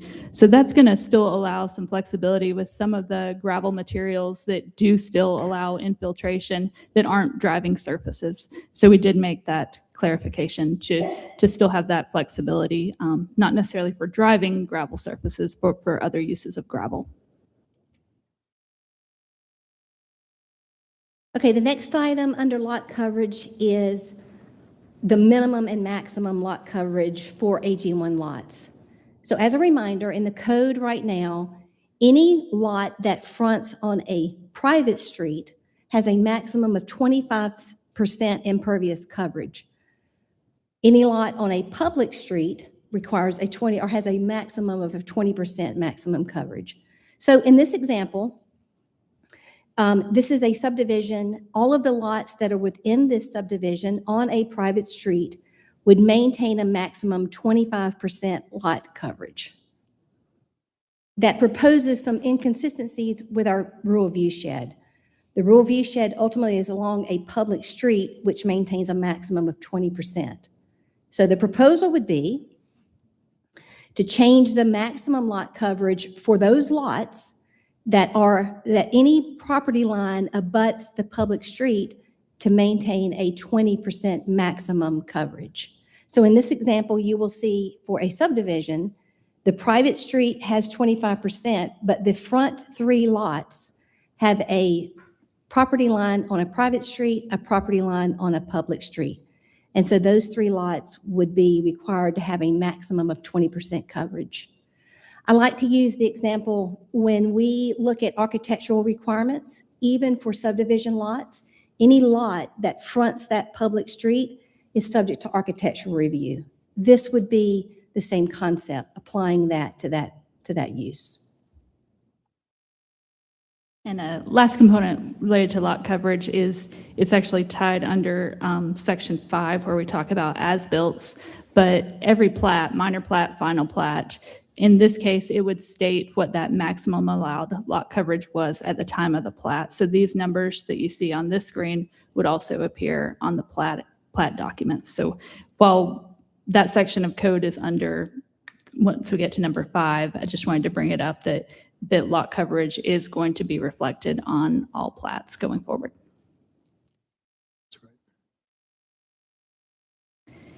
And this is the last item under lot coverage. These were some incentives that came up through public input.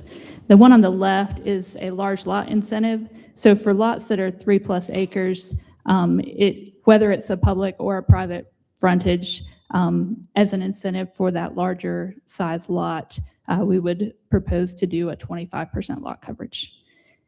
The item on the right is, again, came up through public input, that if a lot was subject to a 20% lot coverage, the ability for, if additional impervious was needed, for that lot to create an area within their lot that would be used for some sort of agricultural purpose. At that point, they could request to the BZA on a set of criteria that would help determine if it was a legitimate use and the applicability of it and the ability for it to remain an agricultural use to possibly get a 5% increase in lot coverage. We did feel like this one does need a little more public input, a little more looking at the proposed code to just make sure it works for the purpose that we would be proposing here. So that's one we have the code drafted for that, but we recommend deferring that one to further vet that and look at all the parameters to make sure it does work as intended.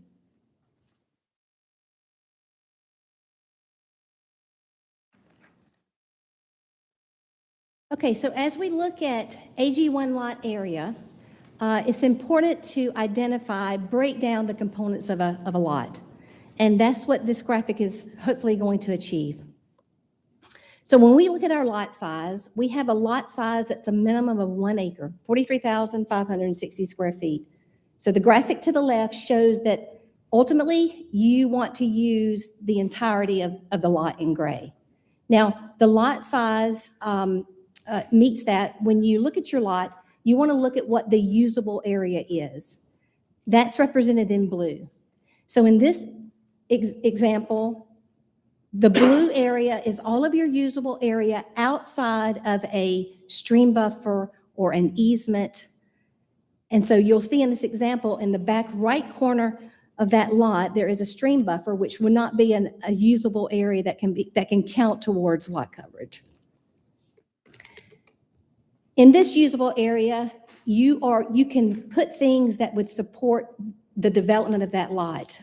Septic, you can do grading, any stormwater type structure that is needed to support what's going to be built on that lot can occur in this blue area. Next comes the buildable area.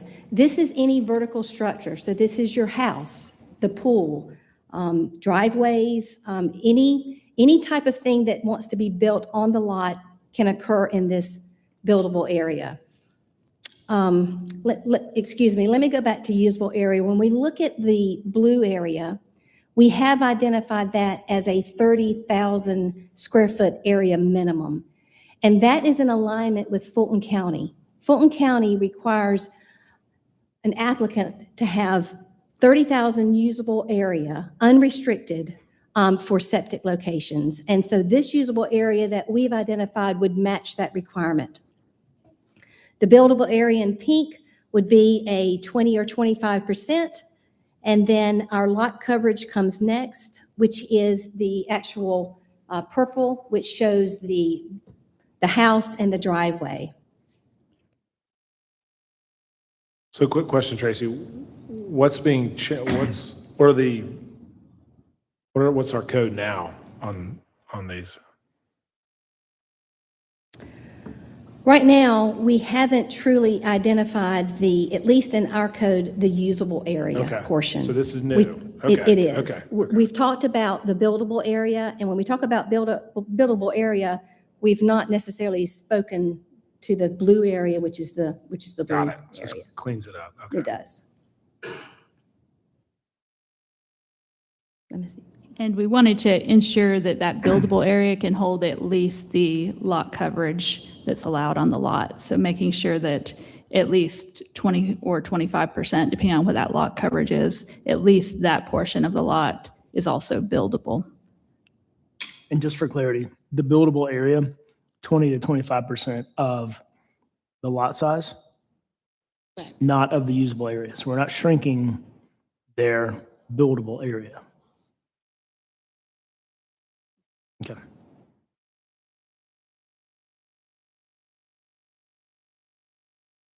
Sorry, one more question.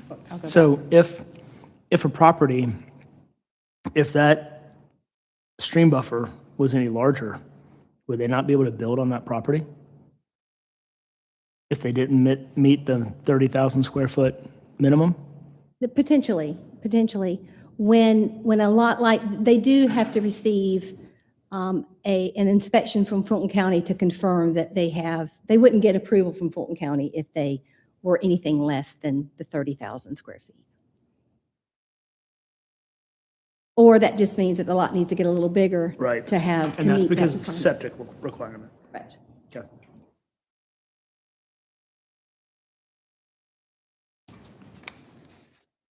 Okay, so some of the feedback that we received regarding natural area was a concern for clearing and privacy, especially from existing homeowners when there's new subdivision construction or home construction. So the objective here was to preserve a natural area during construction. So we have 3 slides that are graphics that will come after this. But a couple of things to keep in mind. We wanted to offer some sort of a temporary setback during construction to accommodate or to consider existing neighbors that are adjacent to the property. It would be an undisturbed buffer that's during construction with limited disturbance, no disturbance while construction is underway. And then once construction is complete, then that buffer will be lifted and the setbacks will function as they appear in the code right now.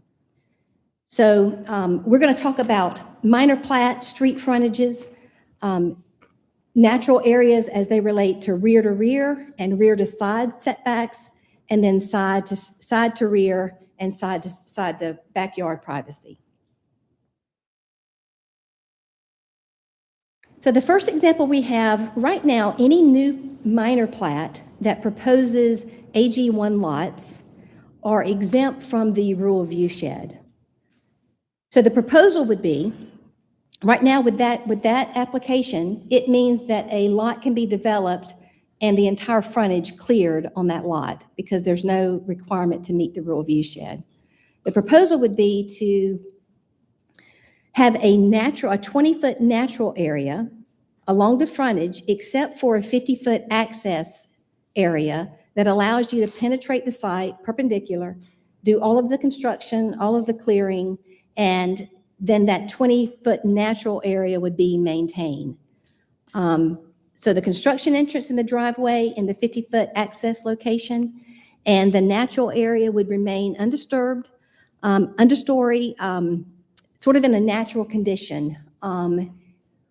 If the area is non-vegetated now, there could be some requirements, just depending on the situation in the lot, that perhaps some plantings would be introduced or suggested at review, and it would mimic the view shed requirements right now. So question, today, major plat, 60 feet, rural view shed, minor plat, 0. This major stays at 60, this is 20? That's correct. That is correct. And can plantings be made in the 20-foot, or does it have to remain exactly as it is? No, certainly. The plantings could occur in the natural area.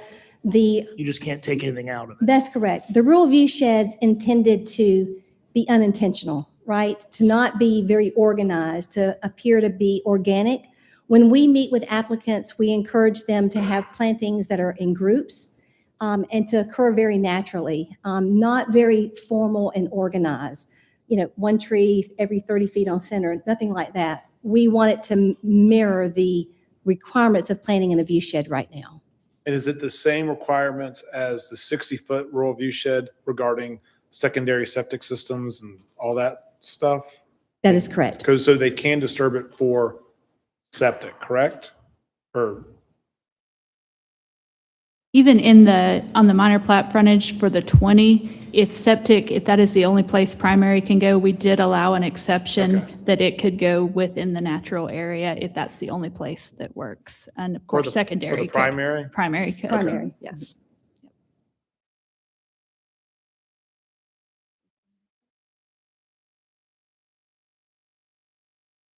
Let me go back. So the minor plat, we feel comfortable tonight giving it a green light, so to speak. That we think that this would be something that we are confident to move forward with tonight. The next item, though, we feel like might need a little time to review. This would be a suggestion for any new rear construction to an existing rear or side. So in this graphic, the aerial depicted on the left shows houses that are built on the northern lots that are existing and developed. They have a existing tree buffer in their rear property line. The lots on the south side are undeveloped. And so the idea of the natural area buffer would be to apply a 50-foot temporary construction buffer while construction is underway. There would be no disturbance prior to that CO. Prior to the CO of the house. Once that permit is issued, though, that 50-foot buffer would be lifted and that 50-foot rear setback would function as normal. So the premise here is just to protect the existing homeowners from construction noise, seeing it, all that. That's correct. And the ability to go into that 50-foot buffer and clear that whole area. Now, once the construction, the certificate of occupancy is issued and that buffer is lifted, a resident may want to go selectively into that 50-foot, but they will require a permit and follow all of our requirements as if they were getting a normal permit now. Mm-hmm. Mhm.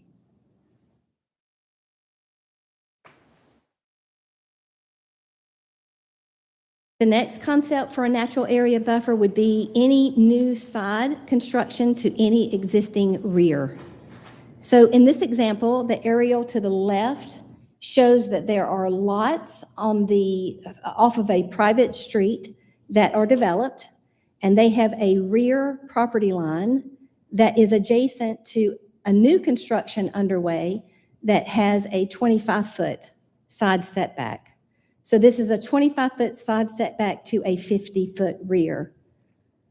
The proposal here would be to implement a 40-foot temporary construction buffer along that side property line for the new development. And again, until construction has completed, and then that buffer would lift and the 25-foot side setback would be active.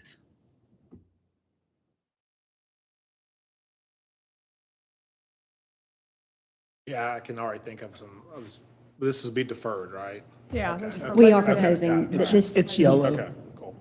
Like that, I like that. This. Caution, I missed that. caution. Yeah.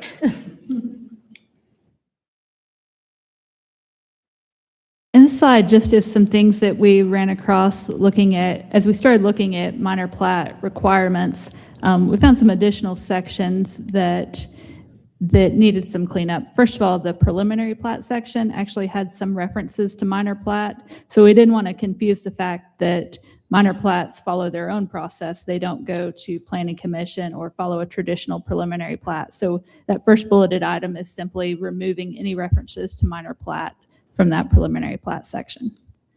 The second one is under a section that just governs procedures for how plans are submitted. And so some items that we already obtain at various points in the process are now tied to minor plat submittal. So the Fulton County Health Department does have to sign off on all minor plats. So there is some level of analysis that happens in plans that are submitted to the county. So we are requesting that whatever plans, whatever reviews or approval plans have been done for the county also be submitted to the city. That'll just give us another look at soils and slopes and just help us as we're looking at what proposed lot layouts are. And the last one is any shared items between lots. So on some of the large lot minor plats, there might be a drainage pipe or a driveway that's shared by multiple homeowners. So just verifying that location as part of being a shared item for the development. Again, these aren't changes to things that we don't already receive. They're just putting them at a point in the process that allows for a little more review of that minor plat.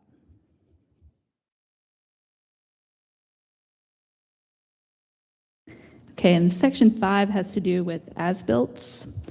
So an as-built is actually a record of what is actually built on the lot. So it takes the plans and then it looks at what was actually done and then makes any adjustments to represent what was built in the built condition when the home and the driveway are completed. Quick question, Sarah, Yes. just for purposes. Now, from 5 on, are we going under unfinished business? I know it's all one presentation, but is that fair to say that 1 through 4 were C under zoning, and now we're talking unfinished business? So there's 2 items under 5 that are in the building code under unfinished business, but there's also 2 items under 5 that are in the UDC. So 5 is split between unfinished business and the UDC change. 6, 7, and 8 are all within UDC. So this is the only one that has a piece of the unfinished business. Okay, so going forward, are we good, like going through one presentation together and then, because we're going to have public comment on both? I mean, is that fair to I'm say? comfortable. You give that, okay, let's roll. Okay. That's good. Okay, so similar requirements in that building code as well as the UDC. First thing we do, and I mentioned this on the lot coverage, is the final plat requirement. So the blue box on the left talks about stating maximum allowed lot coverage, and then if an as-built survey is required, that's noted on that plat. So the blue box in our site plan example shows this is a 1 acre lot, 20% lot coverage, and it lists the square footage that's available for lot coverage at the time that building permit is obtained. So we already know what that maximum lot coverage is. Then we'll go with this example site plan. So then the home begins construction. And in this case, it's going to be constructing the orange outline around the foundation of the house. And when that foundation is at a critical point, when it's either within 5 feet of a setback or an easement, or it's within 5% of the maximum lot coverage, we would request a foundation survey. So before the walls of the building go up, once that foundation is laid out, a survey would be done just to make sure that it's within the setbacks and that it's not substantially larger that would risk it going over lot coverage. So that's the first step. And that one is actually only part of the building code. So that's going to be that unfinished business item is the requirement for the foundation survey. Once the home is constructed, once the driveway's in, the pool, pavers, any patios, at that point, an as-built survey would be required if that lot coverage is greater than 10%. So if the construction's happening on a large lot, a 10-acre lot, and they're only at 6% of lot coverage, they wouldn't be required to do the survey to verify conditions, only if they're greater than 10%. And what that as-built survey does is it shows all the impervious surfaces. So it shows the house, the driveway, again, the pool, the pavers, picks up all of those, and then it provides the lot coverage calculation. So it adds those up and divides it by the total lot area. It'll confirm the setback compliance and state the remaining coverage. So in this case, the green box here showed that 20% was allowed, and then it adds up the building as well as the other impervious, which equates to 15%. So there'd be a statement at the time of the certificate of occupancy that says this particular lot has 5% coverage left. So if they wanted to come back and do something, we already know they have 5% left. So I'm sorry for the questions, because on this one, I'm not as familiar with the building code. So this is new today. These requirements are new. Is that correct? Yes. So give me some real world examples of the issues that y'all are facing, why this is being required. So I can give you an example, the development right over here off of Lacoma, so Echo at Crabapple. That is a development that is tight. So we are requiring foundation surveys and as-built. It's critical in that situation because from a building standpoint, those structures can't be any closer than 10 feet without additional fire protection or fire-rated walls for those houses. So in an instance like that, we would want to make sure that being within 5 feet of the 5% that it's needed. So in situations like that, we work with the builder to let them know up front that that foundation survey and likely an as-built will be required for those. Likewise, if there is a structure being proposed within a short distance of an existing stream buffer or an easement, we want verification that that structure is indeed outside of that easement. Now, if we're looking at a 3 or 5 acre lot property, you have room for error, so to speak. But on 1 acre lots, especially if there are restrictions on the lot, there could be problems. So we want to ensure that the foundation survey and/or the as-built is done to confirm lot coverage and then to confirm location of the proposed structures. Measuring twice, cutting once. Exactly. We'll say too, in evaluation of the trend data, we did find a few instances where the plat said exactly 20%, and we did a little spot checking. That's And kind of what I was getting at. yeah, So, and did okay. find some variances in the number that was actually built.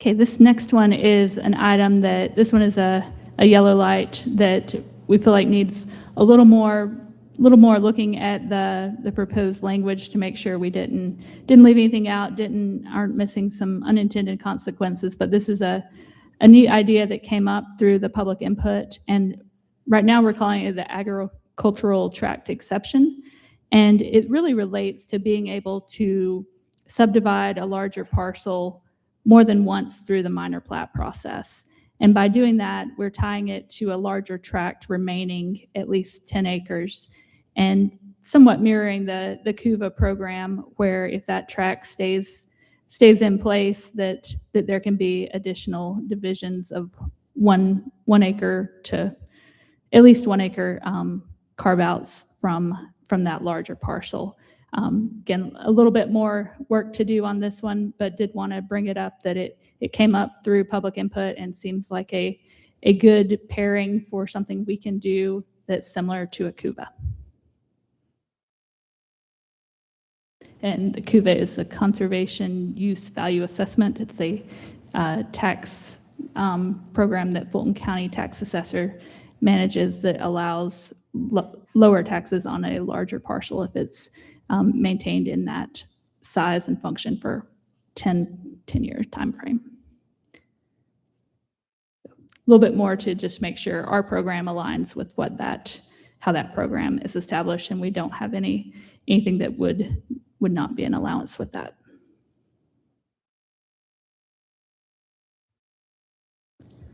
This is an easy one. Quick win. This is to clean up lake lots. Right now, our existing code says that lots that have or are adjacent to a lake, those property lines can go to the center line of the lake. They can also go to the center line of a common or maintain a home. We want to clean that up. We would propose that the center line, that the property lines extend to the common area and not necessarily into the homeowners or an HOA's property. So this would be an easy cleanup, and we gave it a green light. Another quick win are cash bonds. So right now, this would be an effort to clarify our bond requirements. Quickly, the city accepts two types of bonds, a cash bond and a surety bond, which is also known as paper bonds. Currently, the city is holding long outstanding cash bonds without timely resolution of some of these projects that they're associated with.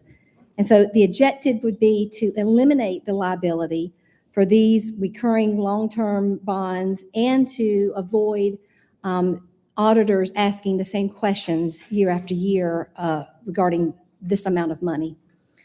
So the idea would be for any cash bond that is $250,000 or less, you can present a cash bond, and typically the bond terms on the contracts or the agreements are for 18 months. So we would accept a cash bond for anything less than 250,000 and less than 18 months. Should an applicant come in and need more than 250,000 for a bond or longer than 18 months to complete, we would ask that they either get a surety bond or transition their existing cash bond over to a surety bond.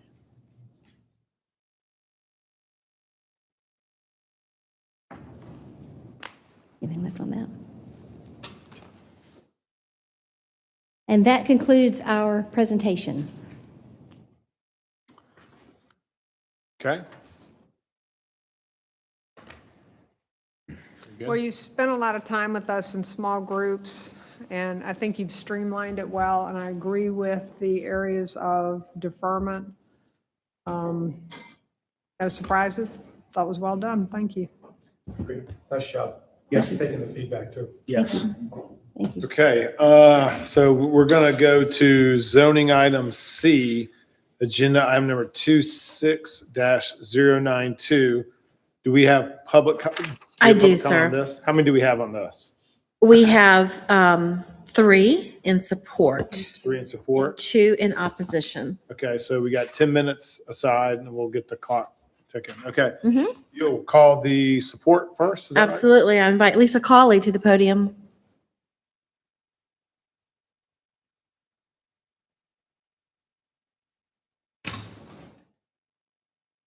Good evening. My name is Lisa Cawley. I live at 14680 Freemanville Road. I'm a longtime Milton resident and a large lot AG1 landowner. I've watched Milton's rural character change over the years as many large tracts have been sold and developed into smaller neighborhoods. That trend is precisely why I support the city's goal of preserving what remains of our agricultural and open space identity. There are several positive elements in RZ 2603 that I support. The new natural area buffers, the minimum buildable and usable area requirements, the 10-year preservation period in the agricultural tract exception, and the as-built survey requirements will help maintain tree canopy, visual separation between properties, and the rural viewshed that defines Milton. However, from what I've read and interpreted, the current proposals now places additional restrictions, including tighter lot coverage limits, mandatory buffers that reduce usable land, new survey costs, and stricter minor plat review on the properties that have not yet been divided. If this is misinterpreted and is instead an option, this needs clarification. These new standards did not apply to the owners who subdivided earlier. As a result, the remaining large lot owners face different rules when considering family lots or future use of their land. The City Council placed a moratorium in January of 2026 and has conducted public outreach. However, the 2 public input forums had limited attendance, and the Planning Commission voted on March 25th to recommend deferring the item to allow additional time for public engagement. I support preserving Milton's rural character. I also believe it is important to ensure that current AG1 property owners retain the same opportunities for land use that were available to previous owners. I respectfully ask the council to defer action on RZ 2603 this evening, extend the moratorium, and provide AG1 landowners with additional opportunities for meaningful input before the final decisions are made. Thank you for your time and consideration. Thank you. Next speaker. I invite Bill Bailey to the podium. 737 remains in this 10-minute allotment for support. Thank you, Mayor and Council. Thank you, Tracy and Sarah. They've worked very hard at this, been to every meeting, and I must say that I learned new things today because this keeps moving. I think the agricultural tract exemption following the CUVA is a great benefit to people in CUVA like ourselves, and allows us to do things a lot easier and subdivide it more than once without jeopardizing the rural look of Milton. And I think that's the whole objective of this. Now, I'm not sure which is new, which is old. and trying to follow all these sections and split section 5 and 2 and say that the minor plat is a go and something else needs to be deferred.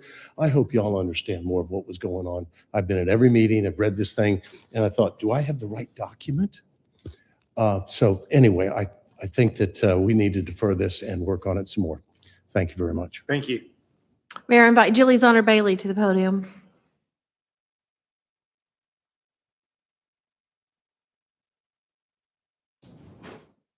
Good evening. My name is Julie Zonner Bailey, and I reside at 255 Hickory Flat Road, Milton, Georgia. The document before you tonight covers many details and numerous changes, even some that were changed as recently as today. Staff has been working under a tight time frame, meaning the community has had limited time to review all the changes. That said, the Community Development Department has been very open to hearing input, concerns, and suggestions from the community. They have worked extremely hard, and more time might be needed for some of these important elements. The Planning Commission did comment that they too felt more community engagement and time was necessary. As an aside, I would say that this certainly supports keeping the not less than 30 days notification period. If we're concerned that this hasn't provided enough time, it speaks to two text amendments earlier that you deferred, and I would ask that you consider why that 30-day period is so critical for our city. It seems one option tonight is to approve some elements and to defer others. I'd like to address some of the items. The agricultural exception or option for minor plats is an important incentive for large lot landowners. It effectively allows someone with a large parcel to have family members build on the land via the minor plat process. This absolutely aligns with the goal of incenting large lot landowners to keep their large lots, which benefits rural Milton. Requiring an as-built survey before a certificate of occupancy seems vital, given many examples exist of those building a home that identified what they were going to build and then later had different plans showing more built than what had actually come in as a plan. So I think the as-built is important. I do believe that some buffer requirements proposed are reasonable. Perhaps when you have a large home and you have a side and a rear that adjoin, I do think that some of the buffer requirements that I heard this evening could impose some onerous requirements. One question that came to mind as I listened intently this evening, that 20%, if that 20% requirement for a buffer is in a rural viewshed along a public road, if that rural viewshed today has no trees, it has that the rural viewshed is the rural viewshed, would we then be required to create a 20% buffer when the rural viewshed doesn't really include trees? So that was a little confusing to me, and I think it could have some unintended consequences that might require some deferral for some more community input. The varying views on whether lot coverage should be the same for all parcels of similar size. As an example, on private streets currently it's a 25% coverage. We heard tonight that public streets are requiring 20%. Certainly, and I've been at many of these meetings, there have been people that have inquired, well, if 20% is what's required for the public street, why wouldn't we require 20% for the private street? Why are we not treating citizens, whether it's private or public, similarly? Educating buyers, realtors, and developers in advance of a purchase as to the requirements of lot coverage is critical. This document goes a long way in clarifying language that can be proactively communicated, but the specific steps of how that will get communicated, similar to what Councilwoman Cookerly mentioned earlier, how are we communicating, and are we doing it proactively and early enough and to enough of those end users? We need to do a better job communicating what lot coverage is requiring so that we don't have folks trying to seek variances later and after they have come forward with a purchase. It was also noted by many in some of these meetings that the Board of Zoning Appeals needs to uphold the 4 tenets of the legally defined hardships when variances do come before them. It seems that this threshold for variance approval is not always being met at the BZA, which ultimately can undermine the strength of our ordinances. This may need to be addressed proactively with the BZA so that individuals buying lots not large enough to fit all the stuff that they want to build realize that they can't simply go to the BZA as a matter of course and get a variance. There also have been some suggestions during these meetings for addressing the scale of homes and their proximity to the street. That's not currently part of this document, but hopefully it will be something that gets staff's attention in the immediate. I think that that was something that was actually driven from some of your initial inquiry into the moratorium was how do you deal with the scale? And some of the suggestions had been if you take that large structure, 10,000-foot structure that's fronting right on the road and pull it back so that you have more scale in mind. Again, it's not part of this document, but it should be, hopefully. And I would just ask that you give careful consideration to the fact that community engagement is important. I think there's a lot of folks that support components of this, but I think the details are important. The devil's in the detail, as we often have found in the past. I think staff's intent is positive and good, and that there just could be some language requirements that maybe have not been caught because of the tight timetable. And again, I would just say that it's important to get it right. And I know the moratorium is a concern, but I think getting it right during the moratorium is equally important. So perhaps a deferral with some additional time to just ensure that we get it right the first time and that we don't have some unintended consequences. Thank you for your time and your service. Thank you. Mayor, I'll begin the two that are in opposition. First, I invite Mary Cronk to the podium.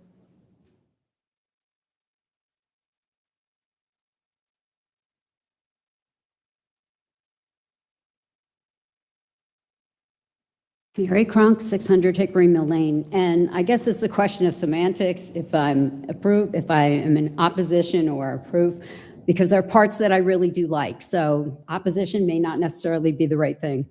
I want to thank the community development staff for the work they put into these text amendment changes. Balancing property rights with preservation of Milton's rural character is no easy task. And they have done a great job, and they've been so open to feedback. And I'm really impressed with their desire to do the right thing for Milton. And while I believe that many of the proposed changes, including the natural area buffer, the as-built survey, and the definition of usable area are good additions, I'm concerned that these and other proposed changes, like the agricultural tract exception, are not widely understood due to a short public review period. And just to review that short period, the text amendment changes were first made available to the public on March 23rd, a little over 24 hours before the CZIM the following day. No one in community development is to blame for this, as they've been working day and night on these changes, and it's obvious that they want to get this right. After input from those who attended the CZIM the evening of the 24th, community development staff made additional changes to the text amendment language and then shared those changes with the Planning Commission on the morning of March 25th for the meeting that they held that evening. And the Planning Commission members didn't have enough time to fully digest these text amendments or think about the impact they would have on current and future property owners and the look and feel of rural Milton. And they felt that more public input was needed. Consequently, they voted unanimously to defer without making any official recommendations. They made suggestions, but no official recommendations on those proposed text amendments. I think thorough review and recommendation by the Planning Commission on zoning changes really is a necessary step before those changes are approved by council. That's kind of like their little the stopping point because they're so involved in zoning.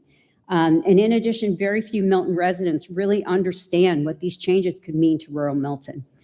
In addition, an issue that concerns many Milton residents and seems to not be addressed in these text amendments, something that previous speakers spoke about, was, and likely it was due to time constraints and complexities, the current trend of building the larger homes on 1 and 2 acre lots. While they may comply with a 25% lot coverage and comply with the front and side setback requirements, because of their overall size, this, and the elevation, are they seated up on a hill? Are they down lower? Some of these homes appear much closer to the street and really seem to contradict the city's emphasis on the importance of a rural viewshed. Perhaps there's some way to scale setbacks based on square footage and elevation. And I think that this does need to be addressed in the ongoing AG1 conversation because it's not going to stop. And I don't think a lot of us are happy with it. For these reasons, I respectfully ask that council defer a vote on all but, and now it's hard because some of these things changed. I think the lake lots and the bonds are definite go. It seems like cleanup of language. But a lot of these other changes, while they're going to be really good when they're fully fleshed out and vetted, I think they need to be more thoroughly discussed in a public forum with subsequent in-depth discussion by the Planning Commission. because we know that changes to our zoning laws, they really need to be thoroughly understood before being implemented because of the lasting impact they can have on our city. And again, I want to thank you for your time and careful consideration of this and everything else you guys do. Thank you. Thank you. I invite Ben Kopacka to the podium, please. How much time is that? That's our final, your top final is 6:14, and this is our final in opposition for this item. Right, thank you. Thank you. Good evening. Ben Kopacka, 14115 Brillo Road. Ultimately, as others have said, we had a very small amount of public comment available to be received in this short timeline.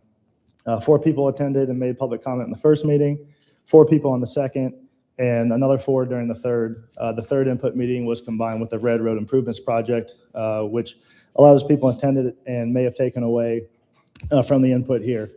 So how fast did we move? The proposed red lines were made available on March 23rd around noon. The CZIM meeting was held at 6 p.m. on the 24th. That's roughly an 18-hour window. To put life aside, review 21 pages of red lines. Those red lines are right here. When entering the meeting, another version with updates that had happened in that 18-hour window were handed to members as they walked in the door. Upon listening to the presentation, the CZIM had the same opinion. We need time and we need working groups to look at this. The time here tonight to do this first reading is not enough time. Ask yourself, have you had time to watch and review these meetings? Have you had discussion with the CZIM members and their opinions and their recommendations? If you are looking at this presentation for the first time, that is not enough time for a decision here tonight. Secondly, Mr. Bill Lust stated via public comment, there's more red ink in this document than black ink. That is true. That statement alone should cause great concern, and the red color of this document should visually show you the scale of the changes that are required to lift the moratorium. There are so many changes that what started out as a project to correct the AG1 minor plat process has now transformed into a sweeping change of Unified Development Code. We have fundamentally changed the assignment. Every change to this Unified Development Code has impacts to residents currently and in the future, not just the minor plat process. And once these changes are made, the likelihood of them being changed back is slim. The public needs time to understand these changes. Unsure of facts, but it's possible we don't do a single page of changes in a year, and we're proposing 21 changes in 90 days. Additionally, on a personal level, for the property I bought in 2018, it's 1.75 acres. With these constraints, likely this lot becomes undevelopable. In closing, whichever decision you decide to pursue, whether to lift the moratorium or not, I respectfully request that you give this matter and the changes within the Uniform Development Code proposed the respect and time required via public comment, working groups with the public, and any other opportunities. There is some good within this document, and this is a huge ask. This was a huge ask of the city staff to perform in this 90-day window. Please allow the public the time to provide feedback via a working session with the city to make this a great adaptation of the code so that is effective and usable well into the future. I request no approval as this document sits tonight. No decision is better than a decision that has not been given the time required. Thank you. Thank you. Any other speakers? That concludes public comment. for Okay, this I'll one. close public comment. Open up for council discussion. First, Tracy, Sarah, thank you. Whole team did a great job. That was a lot of work, short amount of time. We truly appreciate it. I will put your staff, this entire staff, up against anybody. So thank you. Ken, moratorium ends what, June 1st? Is that what it is? It's in June. See the correct date. It's June 9th. June 9th, okay. All right, that's important because I think some of these recommendations for deferral are going to be we won't be voting on that until well past that. And I mean, just from prior council discussion, I don't think we want to extend the moratorium past June. I mean, that's 6 months. That's a good long time.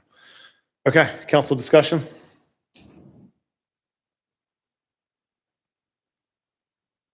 Okay. No discussion. I think staff has done a wonderful job. They've brought up some very good points. And then we've noticed there are some points I think that need further public input, which are those larger items, which I 100% agree with. So with that, I'll kind of open it for a motion. And if Steve, what? How are we going to go? Are we going to go back through this? We have to go through 1 through 5, I think. 1 through 4 first, correct? That, Yeah, what do we address? Are we still at zoning or are we in unfinished? we're in C under zoning and correct me if I'm wrong, Sarah, but is 1 through 4? Is that what is under C? So it's 1 through 4, 5.1, and then part of 5.1 is with the unfinished business. 5.2 is unfinished business. 6, 7, and 8 are back to the UDC. So, And they should follow in order in the packet that was handed to you. so we're going to go under zoning agenda. We're going to go through 1 through 5.1. 1. Okay, all right. I had one on. Mr. Mayor, yeah, just as we're doing this, and everybody has this sheet, right, that was at your station, right? So again, the objective, if the council is going to take action, is to make it such that the clerk can identify what we've done, so staff know what we've done. So again, I think we're going to need to be very careful to call out specifically, what is in front of the council, and then let them fashion a motion to make sure they're capturing exactly what we want to do business with this evening. So I'll leave that to you, but I'm just going to be watching, trying to listen to make sure it's discernible what we're doing. Can I ask a question? And Sarah, forgive me. So are some of the unfinished business items we're about to speak about for the motions? No, we would do those We after. haven't gotten to those yet. We're just doing Okay. zoning. I just wanted to make sure because we had not read that into the record yet. And can council lift, if whatever council does tonight, can the moratorium be lifted at any point in time? Yeah, but Do the we have- moratorium can be lifted as adjunct to this agenda item because the moratorium is a part of this lift. They're considered sort of the same because the moratorium is simply a part of developing this, because once the moratorium is lifted, then people get the full utility of this. So that'll be a point where I'm going to need to hear from everybody to make sure we've gotten to the point that we're ready to open the door again. Folks come in to secure the plats and try to subdivide property. So but when we get to that point, I'm sure Tracy or Sarah will let me know. At that point, a motion would be in order to go ahead and lift it, make it clear. Okay, all right. Would you want to have that motion under the zoning or under the unfinished business? I mean, part of both? I want it under this agenda item. Okay, all right, got it. Okay, I'll open it for a motion from council. And feel free to chime in, We're Sarah. going to make a motion on each item that was presented to us, correct? Correct. The greens and the yellows. So we're starting with item number 1, lot coverage, Article 13 definitions. So back to the slide, this is the one that created one unified definition for lot coverage across stream buffers, stormwater management, and lot coverage. So when we go to the ordinance to amend, this item is only to amend Article 13 definitions for those definitions of lot coverage. So this is I'm sorry, Sorry. 1.1. 1.1, correct? Yes, yes. So here is the red line of 1.1. So we're changing impervious cover to reference the sections for stormwater management, lot coverage. We're adding the text that came out of the definition for in the stormwater management. We brought that up. So it's just a move of any material that significantly impedes or prevents natural infiltration of water. So this section, while it shows deleted here, it moved up to the main definition. And we made sure this list of A through G included what was in stormwater management as well as what was in lot coverage. So it's just combining all those definitions of impervious into this single definition at the top. And lot coverage no longer it references back to this definition of impervious and not to listing specific impervious improvements within its definition There's a now. lot of, we're actually removing a lot of that ink We to are. make it more Yes. simple. Correct. Okay, got it. All All right. right, I'll make a motion. And you're making a motion on 1.1, right? Yes. One- Mr. Mayor, I move to approve an amendment to Article 13 definitions of the UDC regarding lot coverage as presented in Exhibit 1.1, Exhibit A, lot coverage 1.1. Motion to approve? Yeah. Yes. Second. Approve. Okay, we're going to do this old school. Yeah. Okay, all in favor of Council Cookerly, motion from Cookerly, second from Kramer. All in favor, please say aye. Aye. Any opposed? Okay, that's unanimous. We'll go to the next one.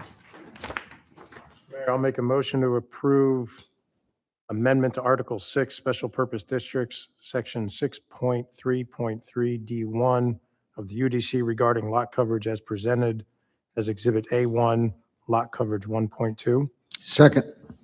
Okay, I have a motion from Councilmember Kramer, a second from Councilmember Jacobus to approve the section 6.3. 1.2. Yeah, 1.2, sorry. Council motion 1.2. You good with that, Ken? I am. I think I'm going to ask my clerk that we'll put this in the record tonight, just as a cross-pollination between Absolutely. what you all are doing, just so there's a clear guide, but I'm tracking with what you're Okay. doing. I think my leaders are. Okay, all in favor of that motion, please say aye. Aye. Any opposed? That's unanimous. Okay, we'll move on to the next one. Mayor, I'll make a motion to defer an amendment to Article 6, Special Purpose Districts, Section 6.3.3 of the UDC regarding lot coverage as presented as Exhibit A1, lot coverage 1.3 to a later date after returning to Planning Commission. Second. Okay, Taney, and that's Cookerly on Council motion 1.3 to defer to a later date to the Planning Commission. Yeah. All in favor, please say aye. Aye. Any opposed? That is unanimous.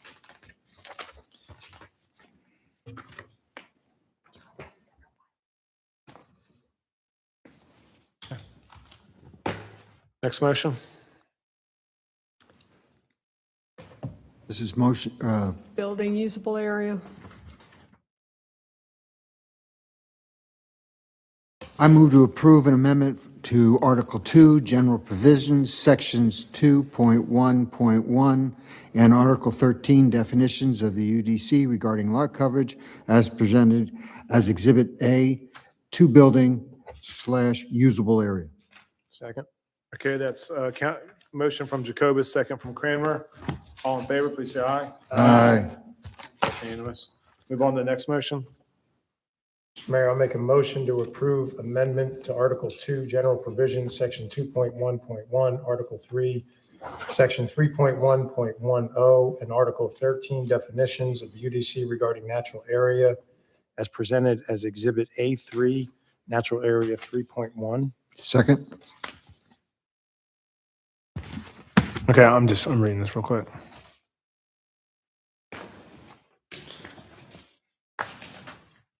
Okay, that's a motion from Kramer, second from Jacobus on approval of Council Motion 3, natural area.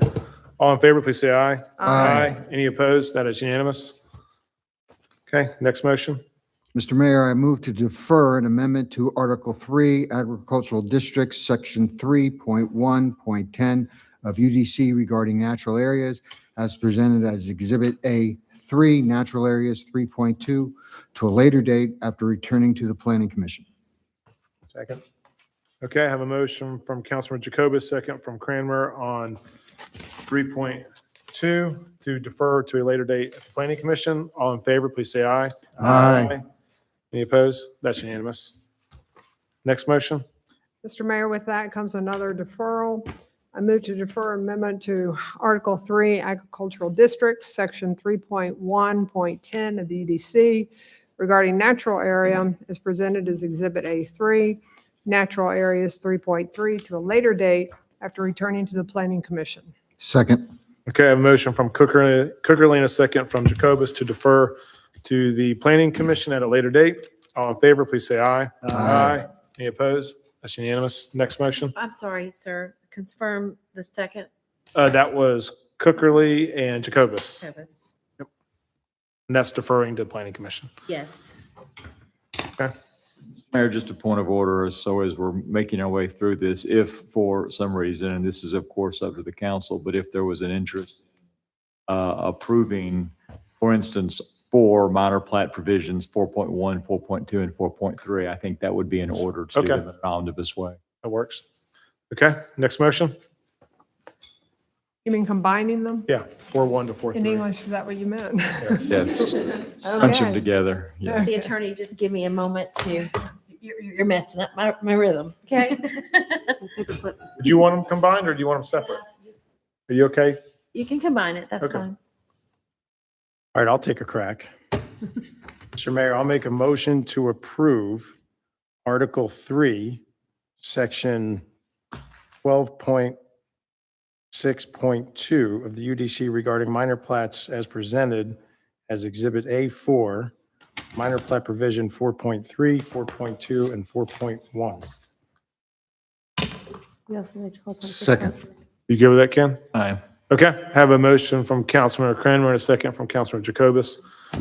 All in favor, please say aye. Aye. Any opposed?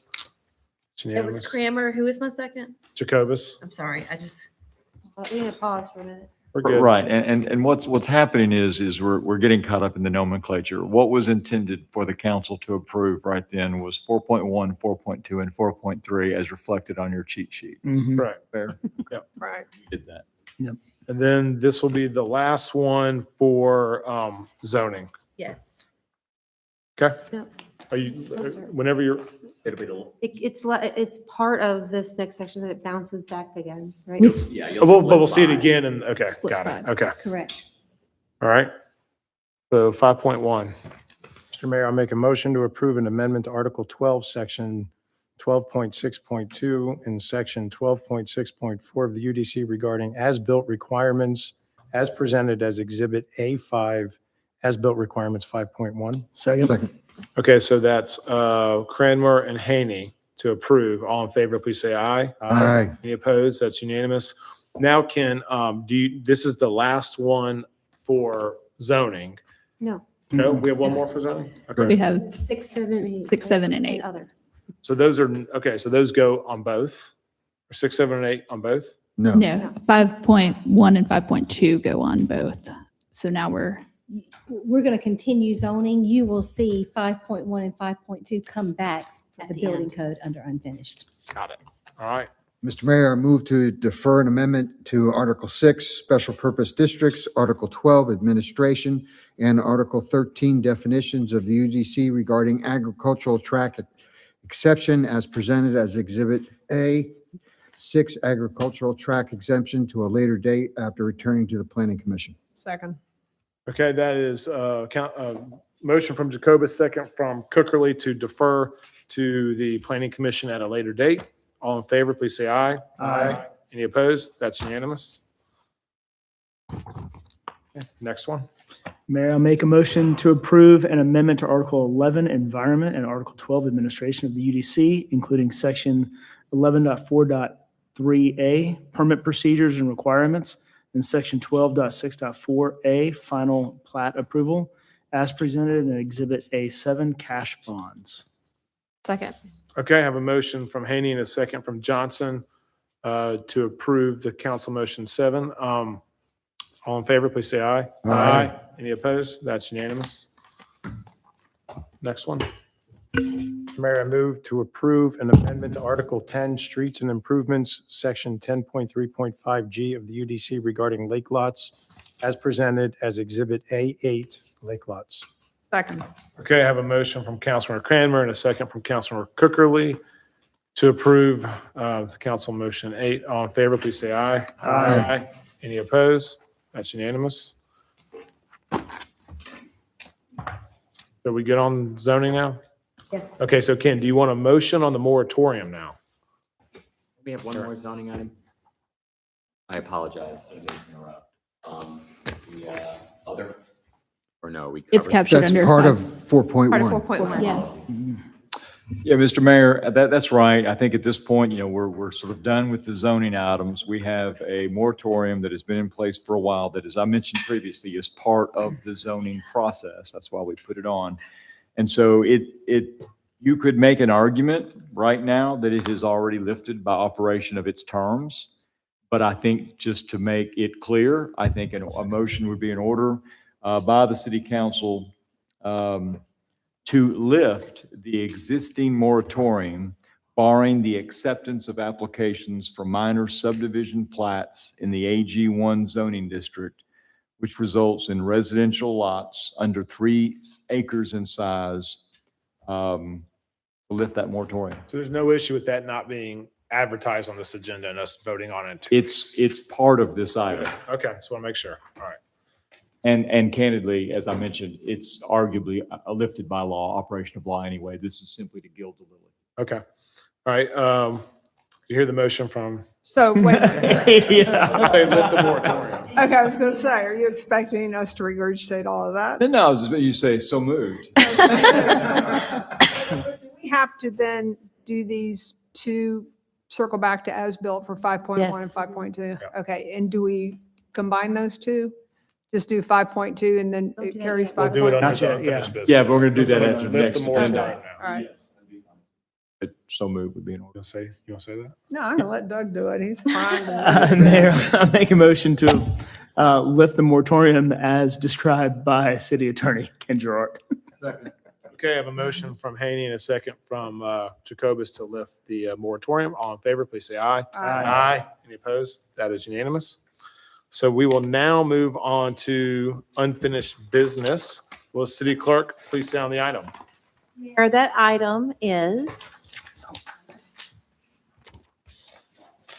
consideration of an ordinance of the City of Milton, Georgia to amend Chapter 10 Buildings and Building Regulations, Article 2, Article 11, Technical Codes, specifically Sections 10 through 93 inspections and 10 through 94 certificates to establish requirements for foundation surveys, verification of lot coverage, and as-built surveys prior to issuance of a certificate of occupancy. Agenda item number 26093.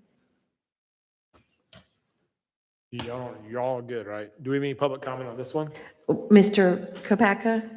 Yes, we have Okay. one. Will you please call the public comment? Yeah, is this unfinished business? Is it 10 and 10? It's 5.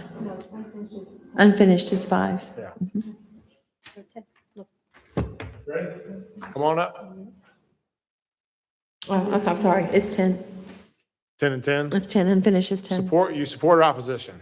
Almost. Opposition. Okay, there we go. Excuse me. Thank you again. Ben Kopaka, 14115 Billa Road.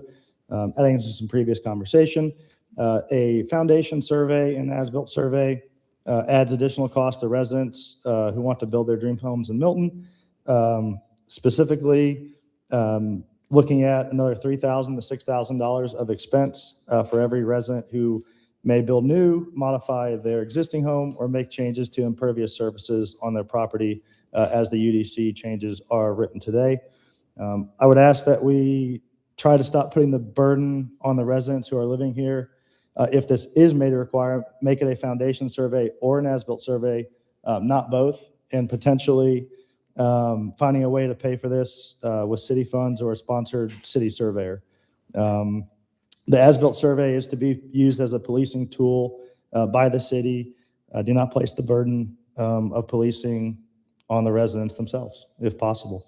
In closing, again, thank you to Sarah and Tracy. This is phenomenal work has been done, and what makes it phenomenal is they have taken the time to take the feedback that was given from the public, develop it with them, and really make it a joint document. So while I'm still in opposition, I am excited to see what the final product turns out to be. Thank you. Thanks. Mayor, that concludes public comment for this item. Thank you. And, I will say this is one of those processes where, we're not going to have 100% winners or 100% losers, but I think at the end of the day, we're going to have a better city in the future. So thank you, staff. Okay, motion. Are we only doing 5.2 or are we doing 5.1 again?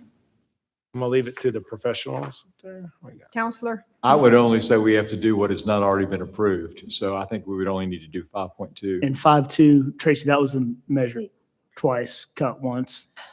That is correct. 5.1 has part 2. But 5.1 had a piece that was Yeah, done. I do think, Yes. it's going to not be, as your city clerk, I would suggest that we do that separate because it's a separate section of 5.1 for the building. Well, let's measure twice Okay, Cut once. Better to. okay. Okay. Well, there we go. Mr. Mayor, I make a motion to approve amendment to section 10-94 certificates of chapter 10 building regulations of the Milton Code regarding as-built requirements as presented as exhibit A5, as-built requirements 5.1 building code. Okay, so we have 5-1. You want to do 5-2 with it? Are you good? I'm a good reader right now. Okay. All right. I move to approve an amendment to section 10-93 inspections of chapter 10 building regulations of the Milton Code regarding as-built requirements as presented as exhibit A5, as-built requirements 5.2 building code. Second. Okay, I have a motion from Cookerly, second from Cranmer. All in favor, please say aye. Aye. Any opposed? That's unanimous. Thank you both. Appreciate it. Thank you. Hey, before you leave the podium, I want to tell you, the amount of time you spent with us individually was phenomenal. It was really, and in our small groups, really appreciate it. Quick answers, I only have big ones. repetition. I asked them the same questions several different ways, and I appreciate the consistency. It was very helpful. Thank you. Thank you. And I will say, as we go along with this, if you see anything that needs to be modified or changed, let's, go through, we're not opposed to getting things done right. So We certainly will. Thank you. The feedback from you all and the public has been incredible. Thank you. So, Thank you. very much. Appreciate Thanks for the it. time. Thank you. Okay, we will now move on to new business. Will City Clerk please sound the item? Mayor, that item is consideration of a blanket right-of-way acquisition approval for the State Route 140 Arnold Mill Road at Green Road intersection improvement project. It's agenda item number 26112. The Deputy Director of Public Works, Mr. Rob Del Ross. Thank you, Tammy. Good evening, Mayor and Council.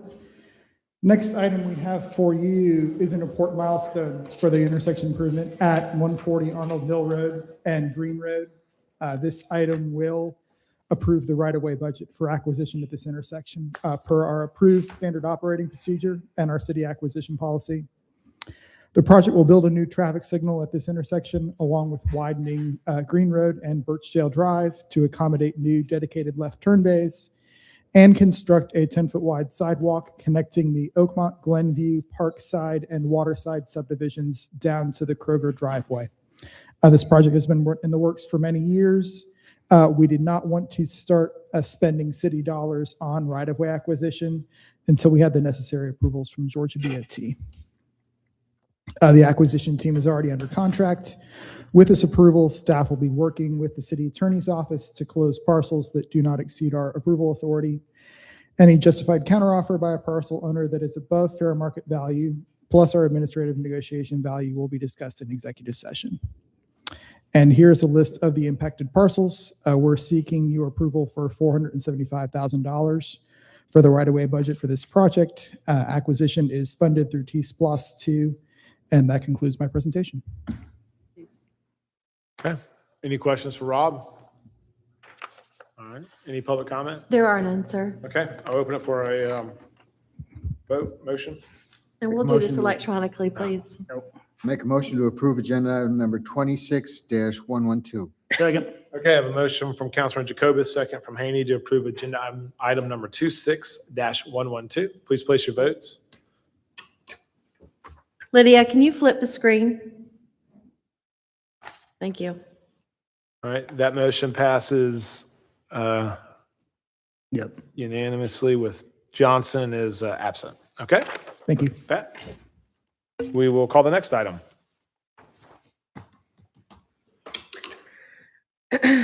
Mayor, that next item is going to be consideration of final plats. The development is Linden Creek. It's land lot 690 and 751, District 2, Section 2, a final plat to revise the lot lines between lots 6 and 7 and lot 11 and the common area. Total of 15.714 acres, a density of 0.70 units per acre. It's agenda item number 26113. Sandra DeWitt. Thank you. Good evening, Mayor and Council. I'm here to present to you a final plat revision for Linden Creek subdivision. So you may remember this plat. It has already been approved before. So like I said, this is just a revision. Linden Creek is located on Cogburn Road, just south of the Francis Hopewell Cogburn roundabout. And I'm sure everybody is familiar with Countryside Pet Estates and Bethwell Community Center. It's all below that. So here is a layout of the subdivision, and basically the changes are to revise a lot line between lots 6 and 7, and lot lines between lot 11 and the common area that contains the detention pond. So you see these are very small adjustments, so I tried to highlight them and kind of point them out to you. They're just very minor adjustments of the property lines between these properties. So there is no change in the subdivision size. It still totals 15.714 acres, and the number of lots is not changing. It still consists of the 11 lots. So based on the submitted drawings and supplemental information, this final plat meets requirements of the city codes as they pertain to development of this property. And here is a copy of that final plat that was submitted with the revisions. Any questions at this time? Any questions for Sandra? Okay, any public comment? There are none, sir. Okay, we'll close public comment, open it for a motion. Mayor, I'll make a motion to approve agenda item 26-113. Second. Okay, I have a motion from Councilmember Cranmer and a second from Councilmember Haney to approve agenda item number 26-113. Please place your votes. Okay, that's unanimous. Thank you. Thank you. Will you please call the next item? Mayor, the final new business item is consideration of a waiver of conflict between the city of Milton and the city of Alpharetta related to legal representation by Gerard and Davis LLP in connection with the proposed intergovernment agreement for inmate housing at the Alpharetta Jail. It's agenda item number 26114. Our city attorney, Ken Gerard. Mr. Mayor, members of the council, I know that you, like it's every other agenda, we're having one of these, and really what that is a testament to the fact of the collaboration that's going on among the various metropolitan jurisdictions in the North Metro. So cheers to Milton for doing this. You all know also the drill. This is something where I think that Milton and Alpharetta both derive a benefit from having one team work together on these documents. If there is truly an intractable conflict where I cannot represent your interests zealously, I'll get out of both sides. But at this point, that's not the case. Mr. Mayor. Okay, any public comment on this? There is none, sir. Questions for Ken? Open it for a motion. Mr. Mayor, I'm making a motion that we approve agenda item number 26-114. Second. Okay, have a motion from Councilor Cookerly and a second from Jacobus to approve. All in favor, please place your votes. Okay, that's unanimous. Council, have anything to report on? I have one quick thing. I was remiss earlier in not thanking you, Mr. Krokoff, because I think I was there when you were sort of ideating how we could do better with minor plats. And you said, you know, maybe we should open this up and take a look at it. And you were the muscle behind everything. So I should have said that earlier. Thank you. Bustle. Muscle. I think that's All right, fair. I know. The brains. All right, with that, all right. With that, I'll have a motion to adjourn in executive session to discuss personnel, litigation, and/or acquisition. Okay, is that it? Okay. Business. Yeah. Thank you. All in favor? Can I have a second? Second. All right, me and then Haney. All in favor, say aye. Aye. All right, Thank you. thank you.